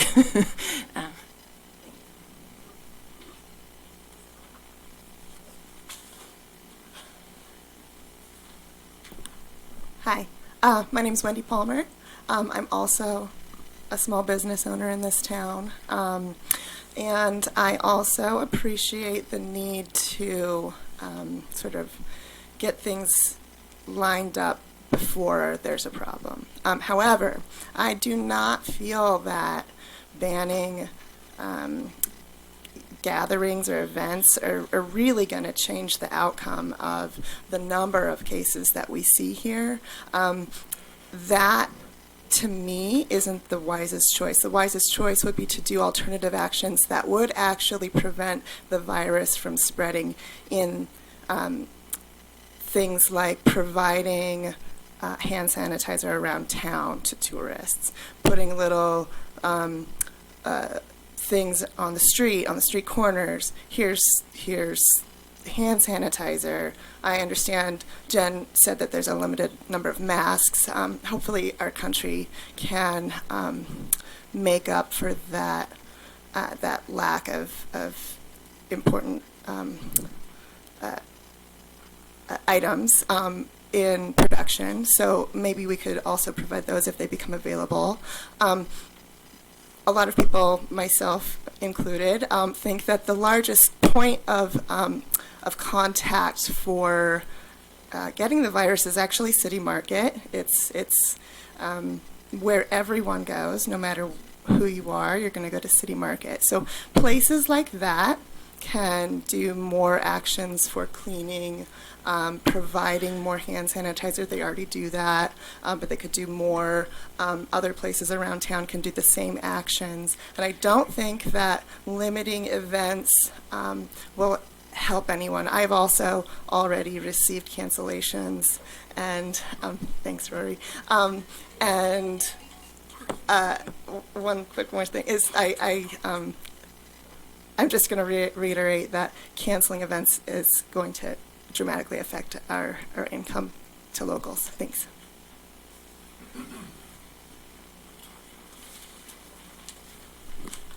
My name is Jeff Edwards. I manage Grand Tire here in Moab. I'm a native. I have a family that lives in this town, comprised of 80-year-old parents, 12-year-old daughter. I understand the position that you're in. Unfortunately, what I don't understand is there's no travel restrictions in the United States. There's none. So in order to ban an event, in essence, you're creating a travel restriction. You're banning tourism. A mass gathering is the same thing as promoting the Mighty Five. We're promoting people to come here, to mass gather. We remove an event. How are we going to control people coming? That's why we have events. If they're going to come, are they going to be organized? Are we going to be prepared? If they come, is the medical staff still going to be prepared? Are they going to be on that heightened alert that they're going to be as if there's an organization that's having an event now? Is that same kind of readiness going to happen? I understand you're in a very, very tight predicament here. I ask you, please don't go by way of the mass panic of toilet paper, of can't buy this, can't buy that, because people are pushing that panic button. I urge you to stop, think, and vote common sense, not a reaction. Thank you.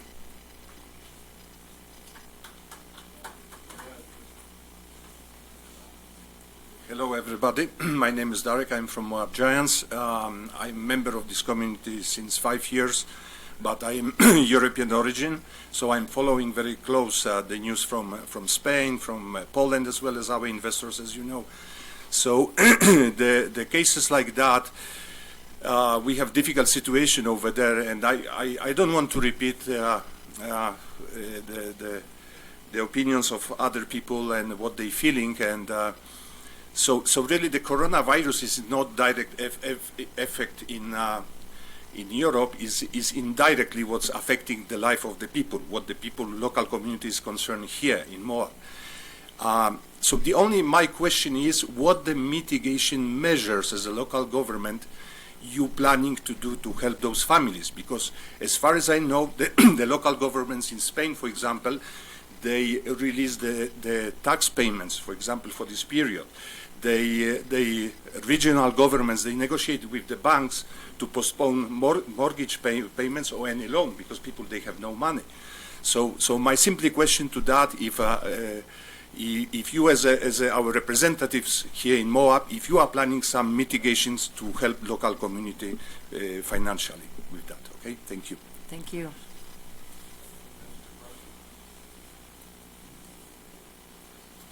Hello, my name is Aaron Davies.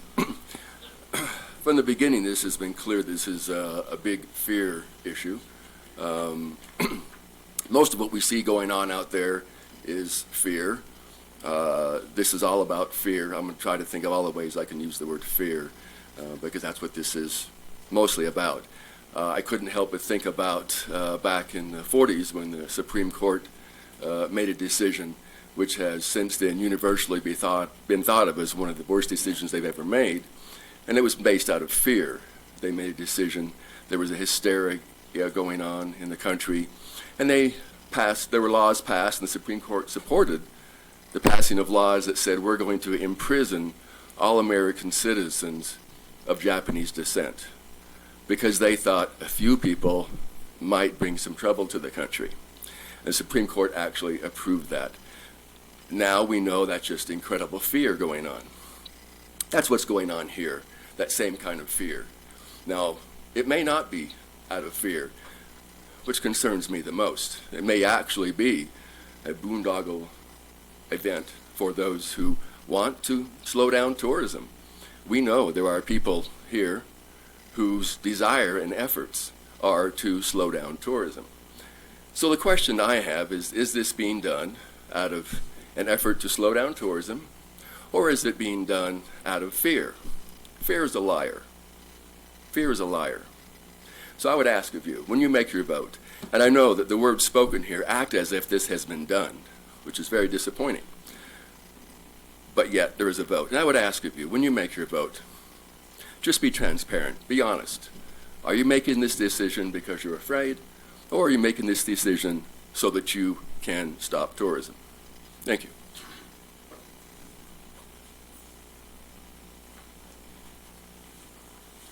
Ladies and gentlemen, my name is Hüseyin Deniz. I'm a small business owner. My place called is Cafe Italiana, right in the center of city of Moab. So since the virus showed up, since that day, I'm just watching really closely what is going on because we are living in the highly demanded tourism area. So I knew that these days were coming and we were discussing this. However, what I would like to know is there's a big fear outside when you read the articles on the internet or any other path. I see that the fear is controlling us right now.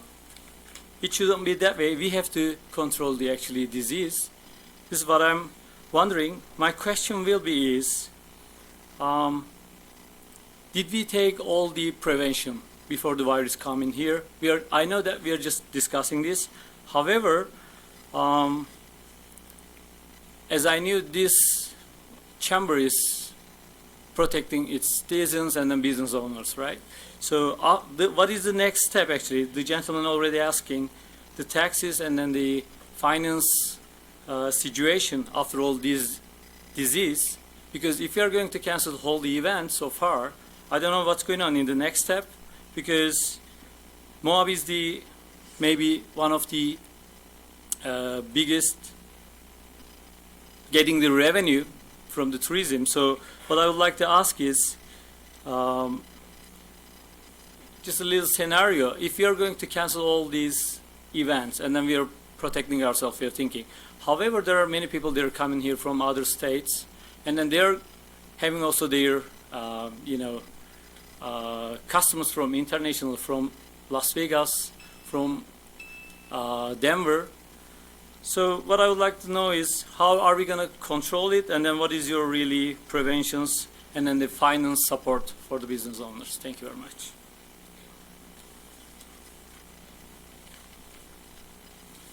Hello, Zach Blaine was my name. I just had a question on 4B on your definitions for mass gatherings. I read a draft yesterday and it included restaurants, and this copy that I received in the hallway does not. So it just seems very unfair to me to be kind of picking and choosing which industries qualify for a mass gathering or not. Hotels have breakfast rooms. You can have 100 people in a breakfast room at a time.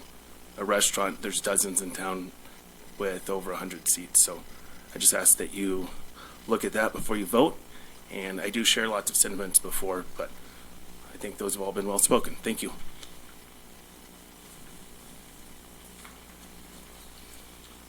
Hey there, Greg Kennedy from Gearheads. So before you vote, and I know that probably going into this meeting, most of you were on board with doing this, but consider that if you don't vote for this and you vote it down, it doesn't mean you can't do anything. It doesn't mean you shouldn't do anything. It just means that this overreaction, which I know everybody's heart's probably in the right place, you don't want to see a problem, a potential problem that's coming to Moab either way. Coronavirus is going to come to Moab whether you pass this or not. There's probably no way that it's not going to impact any place that has this much tourism, this many people. It's coming to some degree. But this reaction is going to cost millions of dollars, tons of jobs, really negatively impact a town that's still going to have to deal with coronavirus. You've got 2 schools that are Petri dishes, City Market, Village Market, Moonflower, churches. You are not going to control this situation this way. Instead of taking this action, what about reaching out to other communities that have more wash stations for events that aren't using them? Bring those in, put some of those on Main Street and in places, and get everybody who's coming to town, instead of thinking we're shutting Moab down, how about Moab's doing everything it can and making it really safe to come here while this virus is happening in this country? We could take the opposite approach. Instead of sending out a message that you shouldn't come, send out a message that this is one of the safest places to come to, because we are really taking serious the things that you can do to mitigate the spread of it. Because we're not going to stop it, and this will not stop it. This is going to cream this economy, jobs, people's livelihoods, and this is a bad action. If you vote this down, it doesn't mean you can't do something. Take a breath, take some time and think about this. Right now we have no cases in town. They're going to come, but you've got time to take a slower, more thoughtful, intelligent reaction to this than doing this. I understand that everyone's trying to stop a big problem before it happens, but this virus is coming. Let's take a charge at this to where if you're going to travel somewhere, go to Moab. They have wash stations everywhere. They have hand sanitizing. They're taking this seriously. This is the safest place to come to. Plus, you know, instead of going to a huge city, going to Manhattan while this is happening, hell of a lot better to come to Moab and go out in the desert where, you know, I'm pretty sure when I'm hiking, I'm not getting sick. Thank you.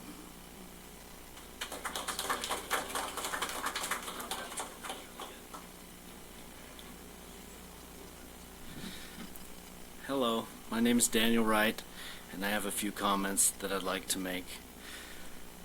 The first is, I could barely hear Jen earlier, but from what it sounded like, the hospital's pretty unprepared.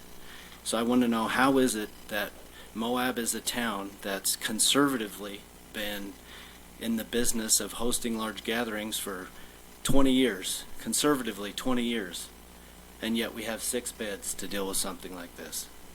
And why is that falling on the back of small businesses and people who live here and work here, and not falling on the city and the hospital? Why can't they bring things here to make that situation better? It seems like contacting all the event organizers, discouraging elderly, infirm, people with existing conditions, would make much more sense than a blanket executive order affecting everybody that lives and works here. Why not focus our attention on the demographic that would be at risk? The city and the county could provide more hand washing stations, could use funds for temporary tents or something to deal with sick people if they came. Isn't that the job of the health industry here? Why can't the council figure out a way to have this sort of event in a larger venue where we in the hall could all be seen, we could all be heard, we could all hear you? That seems like a far smaller problem to deal with than the coronavirus, and yet we couldn't even count on you for that. Do we as Americans have a right to assemble? Do we have a right to go where we want to go and be where we want to be?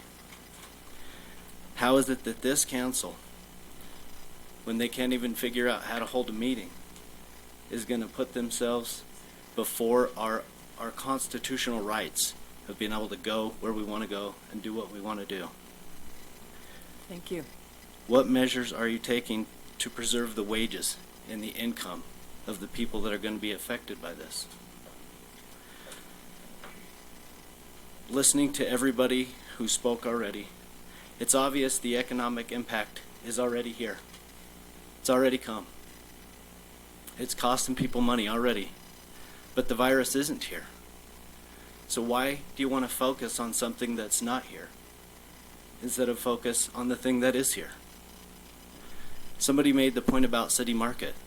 I wish the doctor was here, because I guarantee he would have to agree that it's far more likely that that's going to end up in City Market and the school and places like that than it will be at Jeep Safari or an event where people take into consideration things like that. That's all I have. Thank you.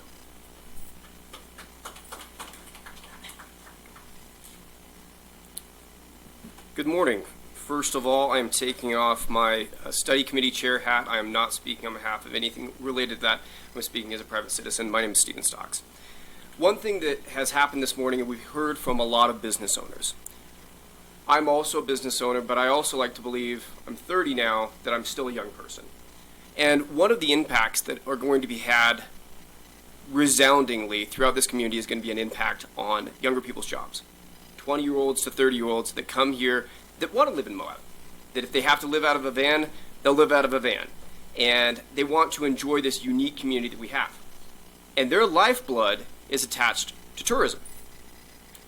We're seeing cancellations, we're hearing cancellations, and what that's going to do is it's not going to allow those people to remain in the community. And what I will have to do is eviction cases. landlords will call me up and hire me to get rid of tenants that are not paying. And that's a fear and a struggle that we should be concerned about, because shutting this down may decrease the amount of coronaviruses, but it also is going to impact the financial pocketbooks of people that live here to the point where they no longer can live here. That's one part of what I'd like to say. The second part is this. We need to make sure that whatever message we're sending, it is a clear, concise message. What we've had throughout all the people that we've talked, they've had miscommunications with the county, be it one side or another. We've heard both sides come away from the same exact conversation with two very different understandings.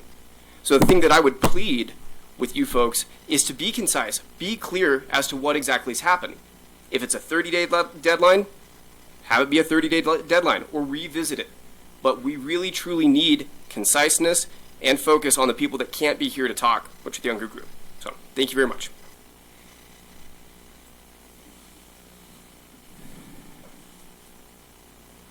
Hi, my name's Rory Irish. I'm a long-time native here. No.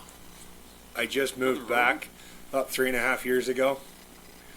I've been spending the last 2.5 years busting my butt to make my business work. Gone through slow times, crooked business partners, you name it, I've accomplished it. Now I'm going to watch my business die in the next month because of this. And I would really like it if you'd think this out. I understand the concern.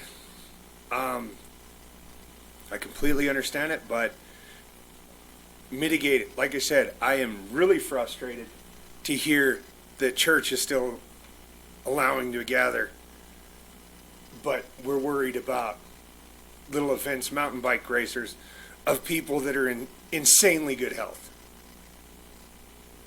That doesn't make any sense. I understand it's Utah and church above law, but let's be realistic here.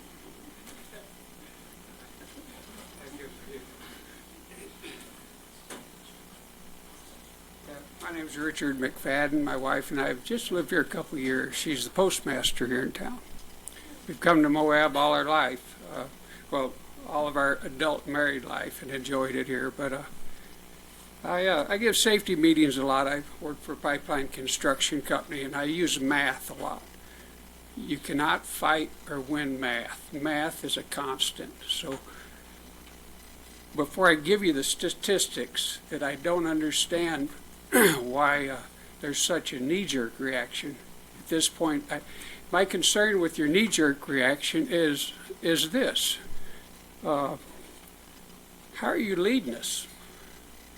You know, it's very concerning. So let me give you the statistics. Now, these statistics aren't a year old. This is the 5 months, the last 5 months of the flu season. 34 million to 49 million Americans have had some type of flu in the last 5 months. That's over 1/10 of the population. Out of that, medical visits reached 23 million. Now this is CDC. You know, we all can Google, even an old man like me. 350 to 620,000 people were hospitalized. 20 to 52,000 people died in the last 5 months from the flu. Look at where we are today. 8 weeks ago, we talked about coronavirus. We finally got a few cases here in America. 90% of the cases are at one rest home in Washington. And I can't imagine how this justifies this knee-jerk reaction you have. If you're going to have this meeting, you should give us time. You should give us a couple weeks. Let everybody talk. Let everybody meet, then make a decision. But for you to make knee-jerk decisions over something like this, when this math is constant, the deaths from the flu. Why didn't you have this meeting last year and the year before and the year before that, and the swine flu, the big one in 2009? Did you have those meetings then and talk about all this? Yet here we are in the coronavirus, 8 weeks into it. This morning they've got 23 vaccines in the works right now that are going to start going through the test stages.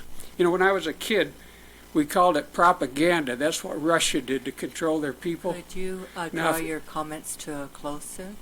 Your 2 Ma'am? minutes are up.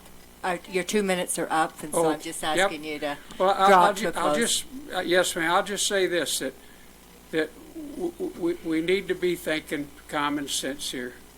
Knee-jerk reactions aren't going to be the way to mitigate this in any way. Thank you. Thank you. Our county attorney needs to leave, and she wants to address a couple issues so I'm going to let her talk first, and then we'll go back to public comment. This won't take long, but I do have an 11 o'clock meeting with the courts, with our jail, with our sheriff's office to talk about COVID-19 planning over there. So there's been a couple of comments, and I know Councilmember Hawks has some questions about the enforcement piece. I just want to emphasize that, and this is section 3 of the proposed order. This is taken straight out of the Disaster Response and Recovery Act and the Utah Health Code, both of which are cross-referenced in the Utah Criminal Code. So all of the misdemeanor language and the civil penalties are coming straight out of those sections of law. Law does require first for law enforcement to provide notification to an individual who's not complying, and this provides a clear and concise way to notify someone in person if there is noncompliance. Our first draft didn't include the section 3, and it was requested by our sheriff's office, and it is an important component of actually being able to enforce an order. Also, just want to say, I came into this, we have put hundreds of hours of county resource in addition to the other entities that have been involved, and we've been closely working with the health department and with MRH and with the Lieutenant Governor's task force. And I've come around, I started this process thinking this is fear-based as well, and I've really come around to the evidence and the science, and the important piece is flattening the curve. It's not stopping it, it's flattening the curve. So with that, I do need to go, but I wanted to ask if any of you guys have questions on the enforcement piece before I do. Jalen, do you have any questions? I mean, if it were up to me, I would have left it with the first paragraph that said this is fully enforceable by the Sheriff's Office, Moab City Police, and the Health Department, because adding the rest of the language that outlines all of the punishments just seemed pretty heavy-handed, and I'll say the word threatening. However, having said that, I'm not prepared to make that something that I would vote or not vote for this particular order on. So thank you for explaining that. So is it not still enforceable when you just have the first paragraph? Do we have to have all the rest? Well, you've got to have express notification. This is an easy way to do it instead of having 4 different statutes in front of you. But sure, there are enforcement mechanisms. There's also, general nuisance law, failure to obey law enforcement. There's numerous additional general criminal code provisions that would allow us to enforce it. But the reason the penalties are stiff under law is because it's a big deal. So that's what you guys have to decide, is whether it's a big enough deal to invoke this, the health code provisions and the public safety code provisions. Anyone else have a question of our attorney before she has to leave? Thank you, Christina. Okay, we will go back to public comment. Thank you. Chair, before you do that, I'm doing the timing, so I've got 2 minutes on each one. From now on, I'll tell you when there's 10 seconds left, so you can kind of wrap it up. Okay. If you need more time, then you'll have to deal with her. I don't have that power, so. All right. My name is Justin Cosenza. I'm the owner of Moab Diner.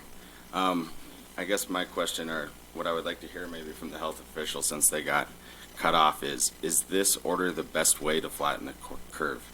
We're allowing mass gatherings of high density of community people, but tourisms that come in for 2 days and leave aren't going to overwhelm our healthcare facilities. It's the citizens of our community there. So you're allowing gatherings of the community, but not of tourists. Is that the best way to flatten the curve? They were interrupted by Chris when they tried to answer that question. So That's what I want to hear and would like to know. And if you do vote yes on this, like everybody else said, I will have to lay off people. I've lost tens of thousands of dollars to pay my staff through the winter, and now it's time to go. And if it doesn't happen, I can't continue on that. So I would just like you to consider if this order is the best way to flatten the curve. I'm all for prevention and flattening the curve, but this seems like an attack on tourism. So, thank you.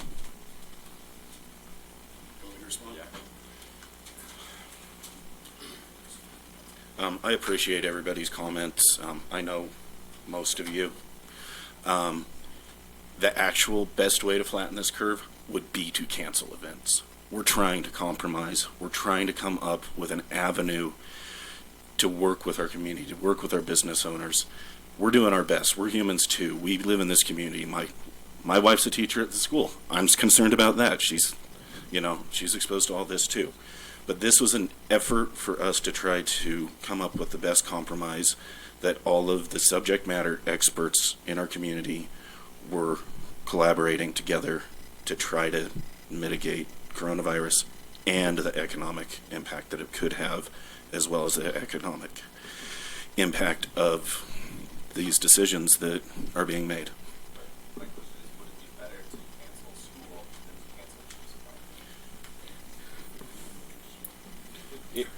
There's so many facets here. I understand it's not a clear answer, but it seems to me to cancel school would be more effective than to cancel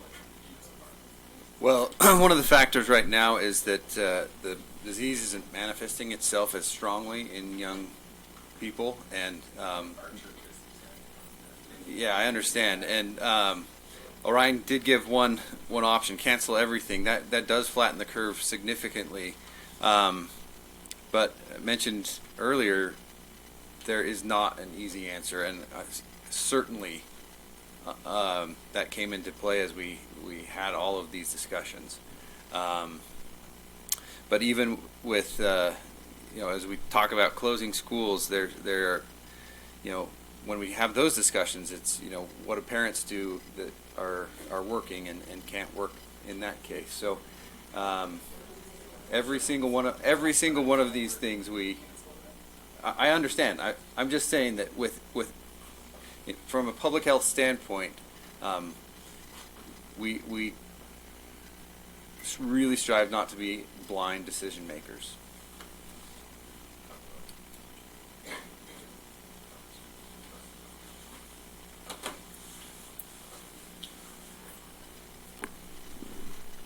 My name's Jeremy Day. I run a hotel, the Holiday Inn Express in Moab, Utah. I'm a fifth-generation Moabite, and not that it gives me any clout over anybody else. But the reality of it is the coronavirus is coming. We all know that. Mitigating it is a tough situation, period. That's the health department's job. These guys have to err on the side of caution like nobody's business. That is what they are designed to do. Now, to balance that is our local government, right?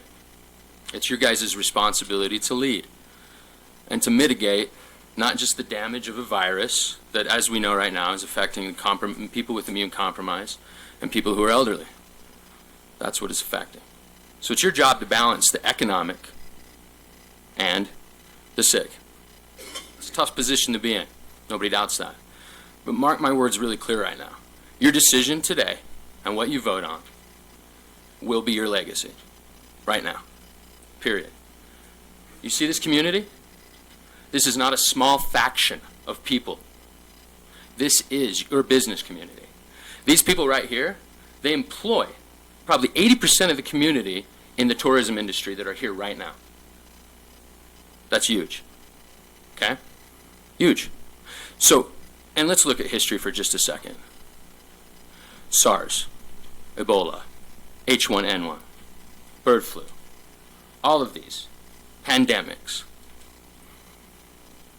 What did we do? How did we lead? Where are we at? Look at your history for a second. I understand that the coronavirus spreads faster percentage-wise. But the truth of the matter is right now, your legacy will be defined right here today. Mark my words, because the community, the business community, is watching.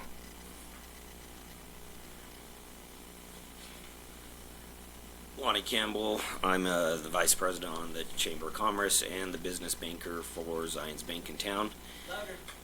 I just want to bring out that this doesn't just affect tourism industry in this town. This affects everyone. It'll affect our deposits. It'll affect my personal job as a business banker.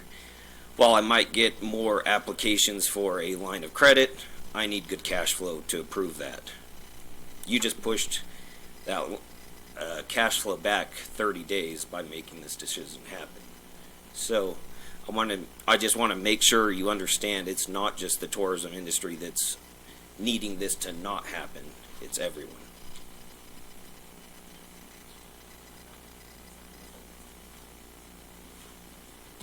I'm so much shorter.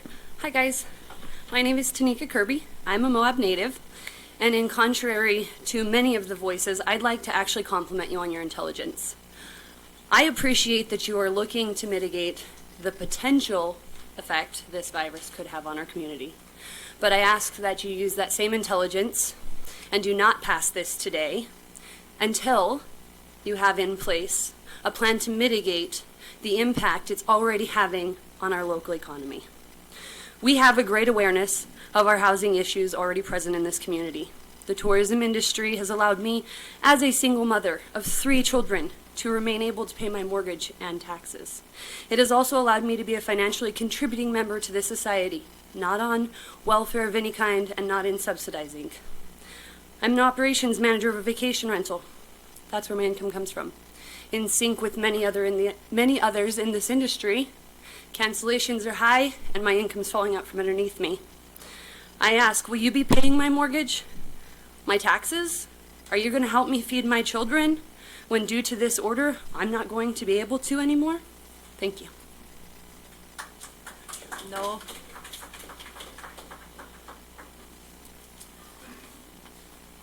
Hi, my name is Dave Hellman. I'm also a local business owner. I agree with pretty much everything everybody said that's come up and spoke. This is not off the subject, but it's not. I'm not going to sit there and repeat everything they've said. But if anybody self-contains themselves in their house and they feel symptoms, is the hospital can provide in-home that 24-hour, you said they can go and do a test, and within 24 hours of them receiving it, they'll know whether it's positive or not. That way we can encourage people to self-contain yourself? If you're self-quarantine, yeah. So if someone self-quarantines himself, is the hospital going to go out of their way to go to their house and make sure that they're checked, make sure they have that? I think that's something that should be offered. Brady, you seem to be ready to respond. Thanks. So right now, I know that we have, if you came down with a cough and shortness of breath, a fever, people are wanting to know, is that the coronavirus? But for most people, they won't require hospitalization. And if you have those symptoms and are feeling lousy, but you don't need hospitalization, we encourage you to stay home like you would with a mild case of the flu until those symptoms resolve and your fever's been gone for 24 hours. So simply getting a cough and a fever doesn't mean I need to be out of commission for 14 days. If you've had some travel history, we encourage you to call the health department and we can discuss that. But if the course of your days has been normal, you get sick, stay home until that resolves, and for most people that will be a couple of days. To speak more specifically to what the hospital here is doing, because we've been communicating on that, the hospital has set up a 24-hour, 7-day-a-week hotline that is always manned by a nurse that can help answer those questions. There's a series of questions that the nurse would ask to help determine whether or not you are at risk for coronavirus. If the symptoms are still mild, they due to licensing issues. They can't come into your home, but they will meet you in outside of the actual building that is the hospital to take the sample that would then be analyzed, then ask you to, return home. They will never deny anybody if you have severe symptoms. If the symptoms are severe and you need to be in the hospital, they will provide care.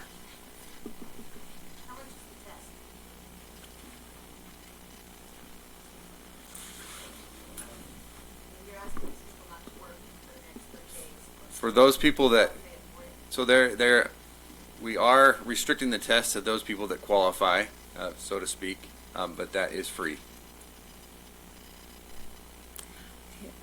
But don't everybody leave here and go get the test. Thank you. Hi, I'm Jill May Huedo. I have the Fairfield Inn Spring Hill Suites Marriott's. I'm the general manager. I completely understand what you guys are going through. I echo everything that everyone said about business loss of staff, but I don't think anyone's yet spoken to loss of what our guests are hearing. Before I came here today, I was helping in the breakfast room. I had the chance to speak to a couple from Houston, Texas. They were both over 70 years old. They had traveled here for 5 days because they wanted to escape Houston and get in the fresh air. They wanted to be in Moab and enjoy it, and they felt that this was a safer place for them than it was in a jam-packed city. They read in the newspaper about the fact that we were canceling events. They shortened their stay. They were supposed to be 5 days. They shortened their stay to 4 days this morning with me. And that's okay, that's 1 day. But their feedback was, we thought this was a safe place to come, and we realized that you guys are canceling events because you must have coronavirus here, and we want to leave. That's the message that you're sending, and I want to make sure that you know that, because sometimes I think that the guests aren't spoken for. That's what they see, that's what they hear, that's what they know. I immediately told them there is no case of coronavirus here, and their response was, oh, why would you cancel all these things? We want to get back somewhere where it's safe, and that's why they left. Thank you. Thank you. Okay. My name's Teresa King. I'm the publisher of Moab Happenings. I'm in touch with almost every event in town in some way, shape, or form. I think what event organizers need is clear understanding of what you're requesting so that they can plan and make their decisions in a timely fashion concerning their guests. We all have visitors that come here that we want to take care of. We have our community that we want to take care of. We need to deal with it in a business-like fashion. I'd like to commend the events that had to make that tough choice because they had to do it with the information that they had at the time. Give us some direction. Each individual group will make their own decisions. Thank you. Thank you. Thank you. I would like to answer a few of the questions that were brought up. One of the reasons we declared the disaster emergency was to enable us to apply for financial aid from the federal government and from the state so that we can start making plans on how we can help businesses and citizens in the community who are at risk, and the financial situation. We could not do that until we made that declaration. That is why the state of Utah made that declaration, because, right now we don't have that many coronavirus, but they knew that at some point they may need to be applying for federal aid. So we spoke to the Lieutenant Governor's office, and they encouraged us to make that decision. Second, I want to address the question, is this an effort to slow down tourism? No, it's not. The coronavirus is slowing down tourism in many ways, and other towns are losing as many people, cancellations, as are in Moab. In Capitol Reef, they're losing like half of their people are calling daily and canceling, and they're not making any decisions. So, and I also wanted to talk about, this is not banning the events. I'm hearing over and over people are coming up and saying, we're banning events. No. That was discussed. But we wanted to do something that was more, that we could try to find some compromise. And through the discussions with the health department and such, one of the best ways to slow down and flatten this virus is social distancing.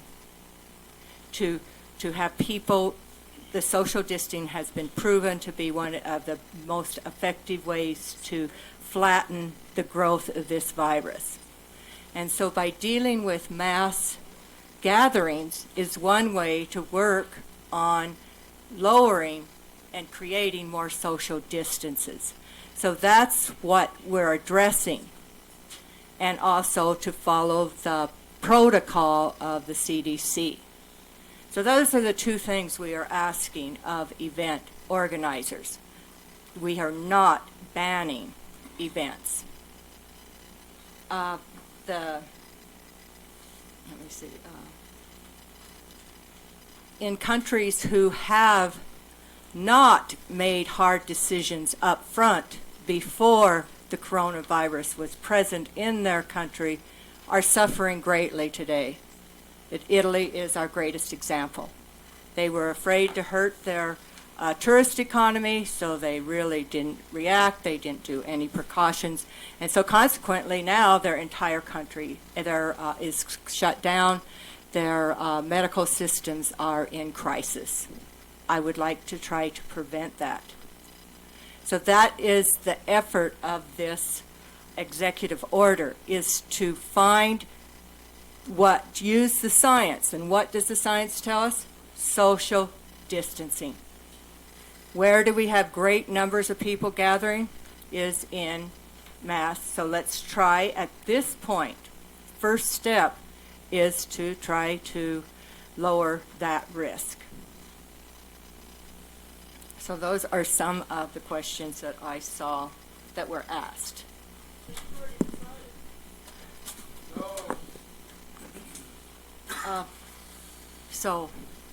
Does this include the city limits or just the county? In here it says the unincorporated part of the county, but is the city part of the county? Teresa, the mass gathering is countywide, and the events are only for unincorporated Grant County. The city will have to decide what they're going to do for their events. Thank you for clarification.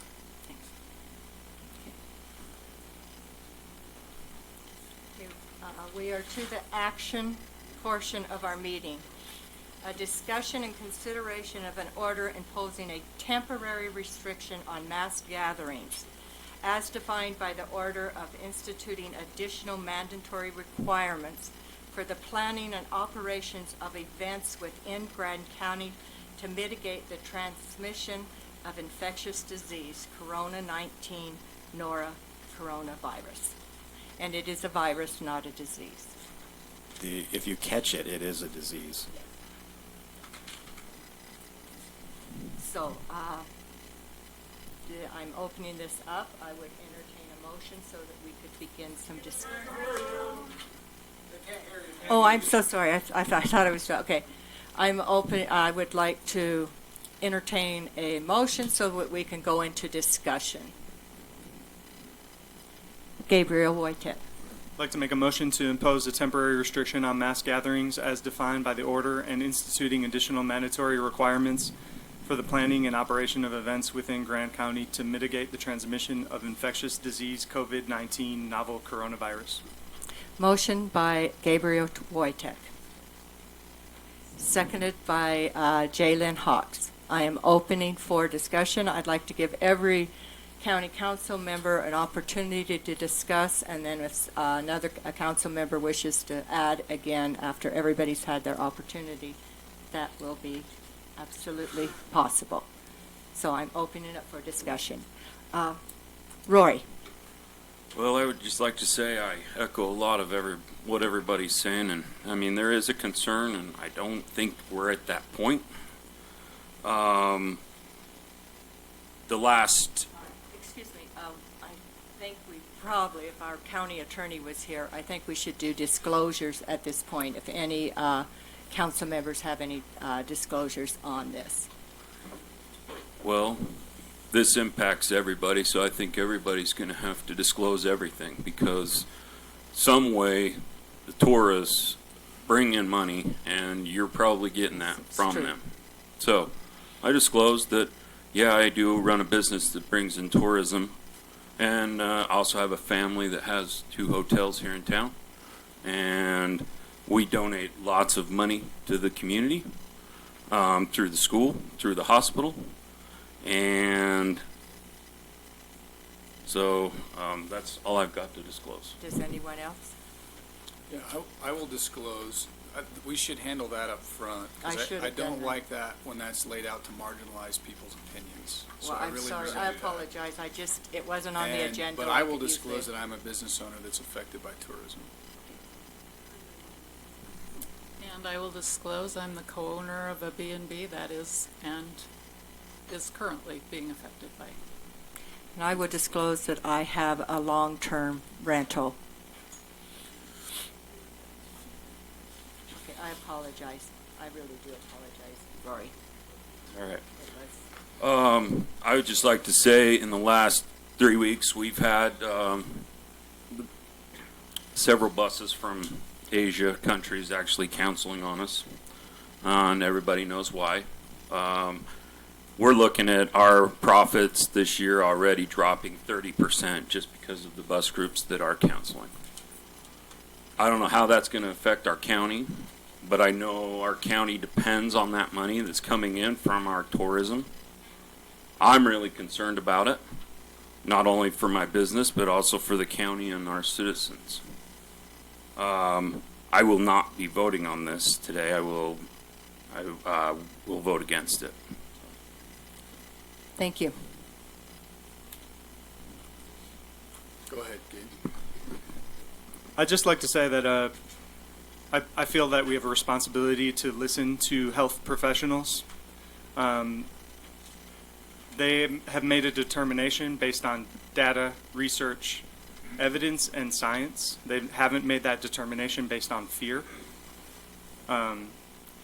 I feel much more comfortable following their recommendation than any sort of determination I can make via the internet. I don't believe that passivity is a prudent choice at this moment. And as the chair stated, this is not canceling events. This is not shutting the town down. I feel like there was a clear invitation for collaboration and partnership with local businesses to implement an order like this as a basic preventative measure to protect the long-term health of our community.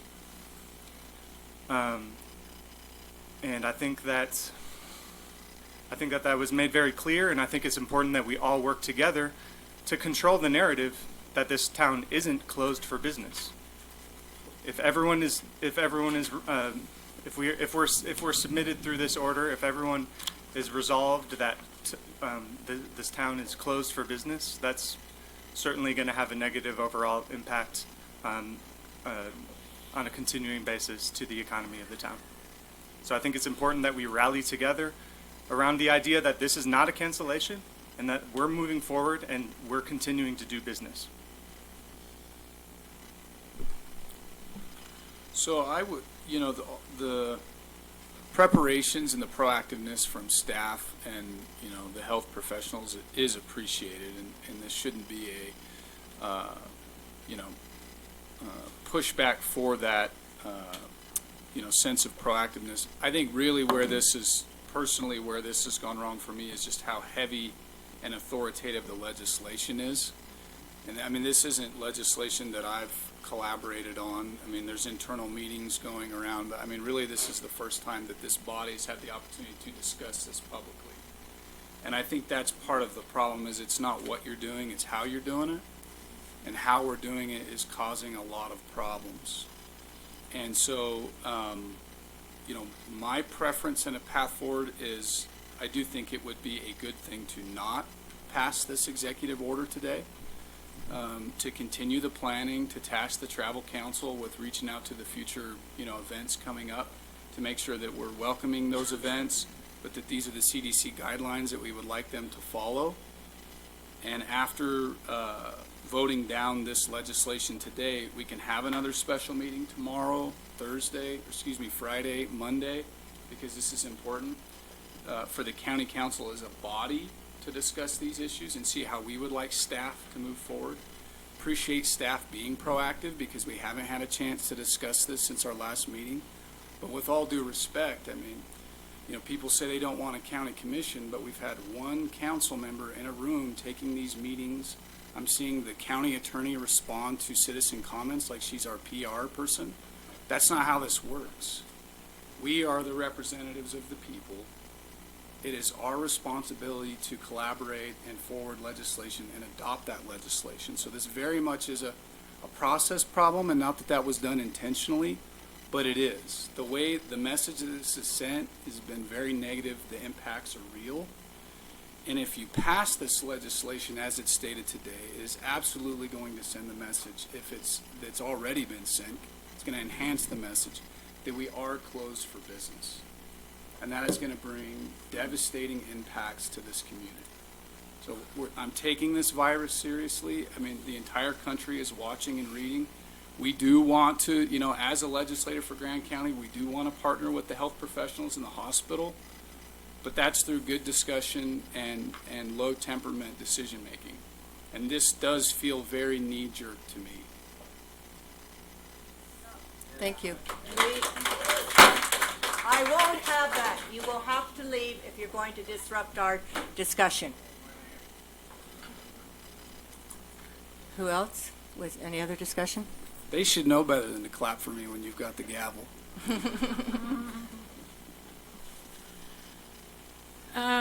You've heard from me already, know some of my reservations about this. However, I don't feel like it's a knee-jerk reaction. I do respect that a lot of time and effort has gone into this. I would like to say that there are more than two choices here, that being more than two choices upon which to base this decision. It was stated that one of those choices is fear and the other one is a desire to shut down tourism. There is a third choice here, and it's the one that I would take.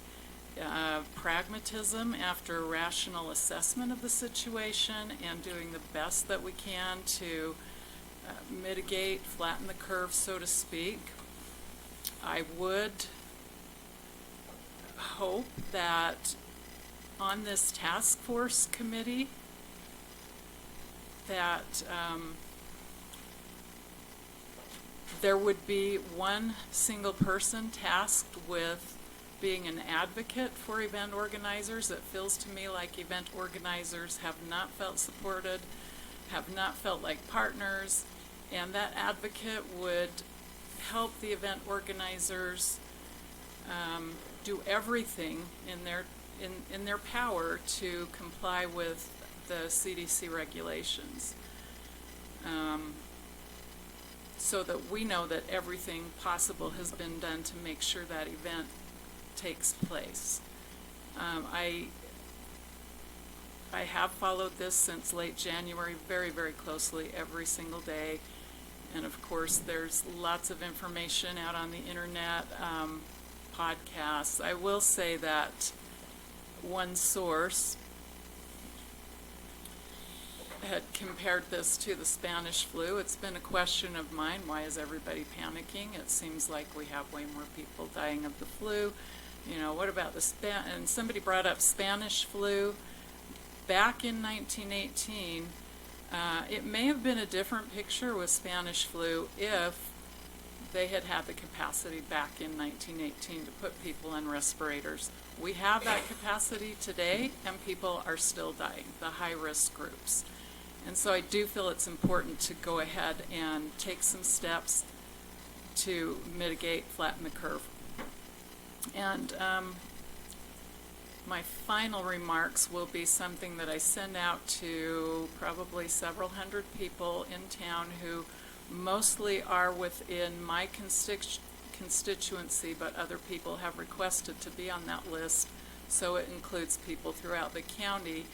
And I sent to these people by email yesterday some comments, very short, by Justin Lessler, who is an associate professor of epidemiology at Johns Hopkins.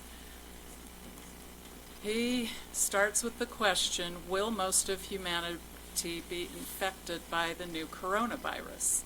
Then he goes on to answer, it is likely that eventually it will become endemic and most of us will get infected. But one question is super important. How long will it take for that to happen? If it happens in a few months, every hospital will be overwhelmed and people will not be treated for coronavirus or other diseases. If it happens that fast, it will be an unprecedented disaster.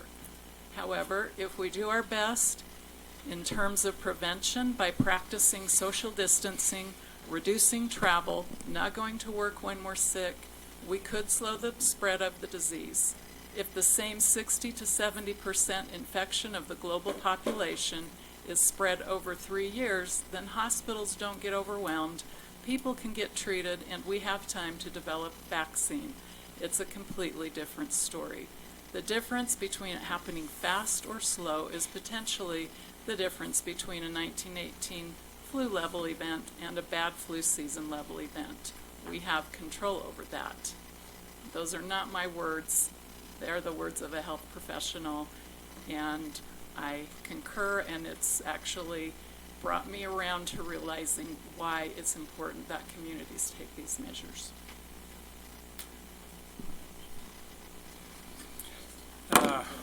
Comments. I don't have any business interests here.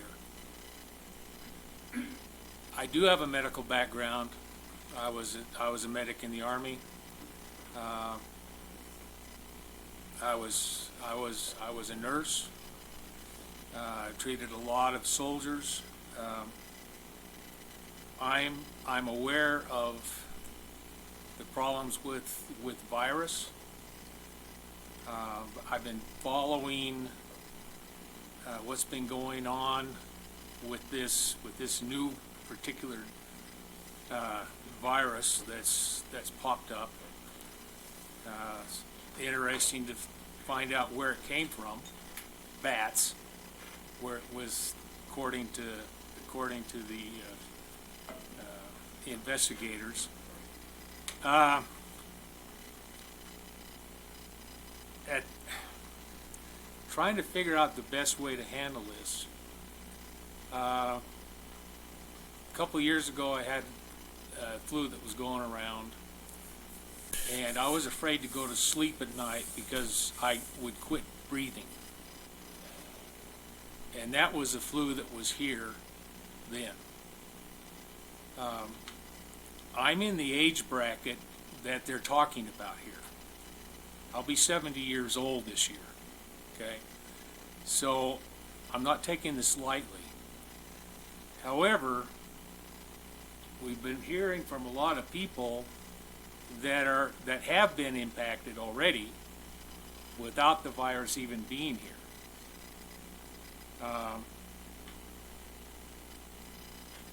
And to them, this is devastating.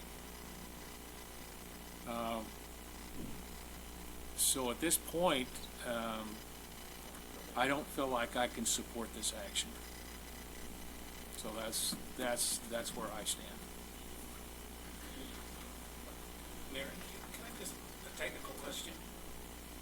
Okay, as the chairman or head of the car show, the most impacting event in this spring, we're going to be in Moab City.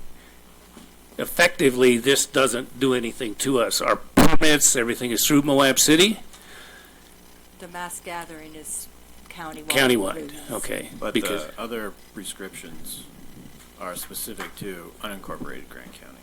okay, I'll need to talk to you about what we're going to do because we put on the event, we're Typhoid Mary, we bring it, what happens? You know? Well, it's looking like we'll have to postpone or let the vote fail. But I just wanted to speak to this also. This is probably, I've been through a lot in the last decade, many contentious issues, and this is by far the hardest thing I've ever dealt with. And this is truly a no-win situation for me.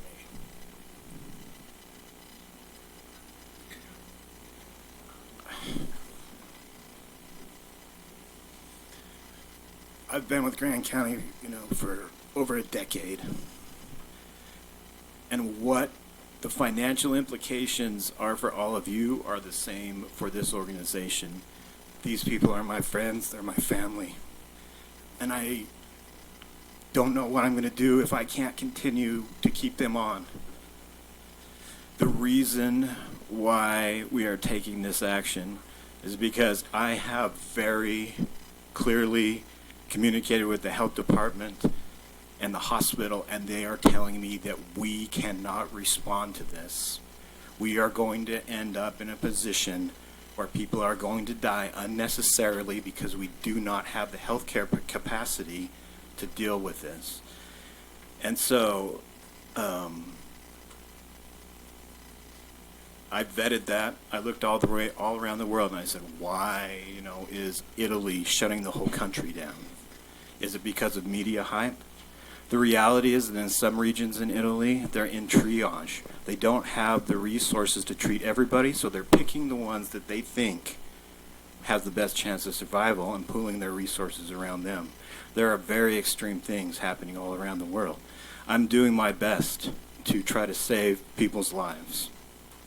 And I just want you to know that I am worried sick about this economy. I am worried sick about people dying that I know and love. And this is a terrible stress on me. And I just beg you all to take this seriously. And I'm begging you to observe social distancing. Whatever happens, I'm begging you to do what you can to slow this down. Because our healthcare system does not have the capacity to deal with a large outbreak in Grand County. And I know that's hard to believe, but the nature of exponential growth, which is how viruses move through populations, is not intuitively understandable. It's no big deal, no big deal, no big deal, and then all of a sudden we're overwhelmed. And that's happening all over the world. So please, please do what you can to help slow this down. No matter what happens tonight, no matter what the government does or doesn't do, please help. I'm begging you. Many people have spent the last few days working very hard to try to come up with a solution that will do the best, trying to protect our economy. Like Chris said, if our community, if our TRT tax, if those things go down, the devastation on our city, they're going to have the same owl that our businesses do. We are already looking at who we're going to have to lay off, what services are we able to cut without hurting the health and welfare of our community. What's happening to the local businesses is also happening to your government. And the only thing we can do, I strongly believe, and it is not an easy decision, it's a tough decision, is to enact an ordinance that will slow down and help people not have to increase the social distances and the CDC. This ordinance does that. It doesn't. Yesterday at the Travel Council meeting I was at we're already talking about ways we can get it out on social media and in the news that Moab's a great place to come because most of our activities involve social distancing. If you're riding a bike, you're on social, we're attempting, they're already putting together the Loves that works with our travel council is already reorganizing and redoing their advertisements to put that message out. The reason this was the people that run the events want some clarity. They want to know what we are expecting and asking of them. We're not asking them to not come. We're asking them to do everything in their power to lower the social interaction of people in large crowds.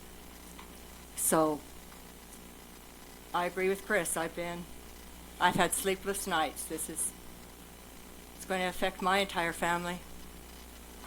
It's going to affect my county, my city, and it's going to affect our state. And it already is. It's already affecting our nation, our state. Only thing we can do is be proactive.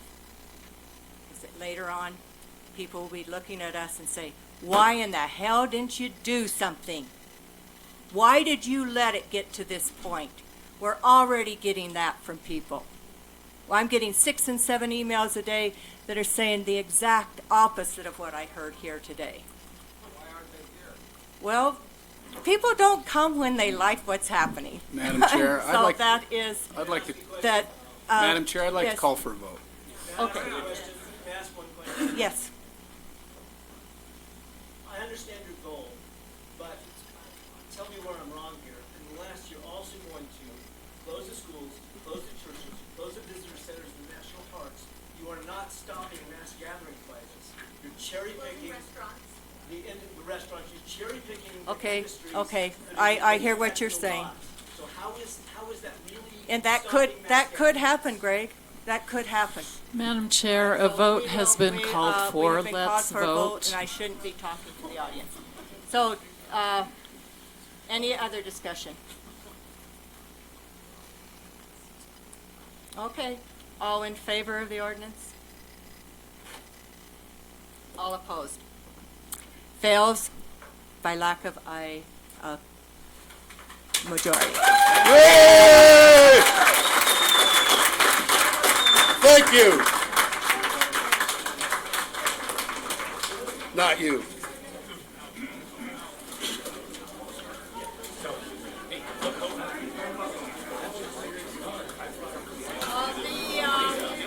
The agenda is over, so we are now adjourned. The time is 11:37.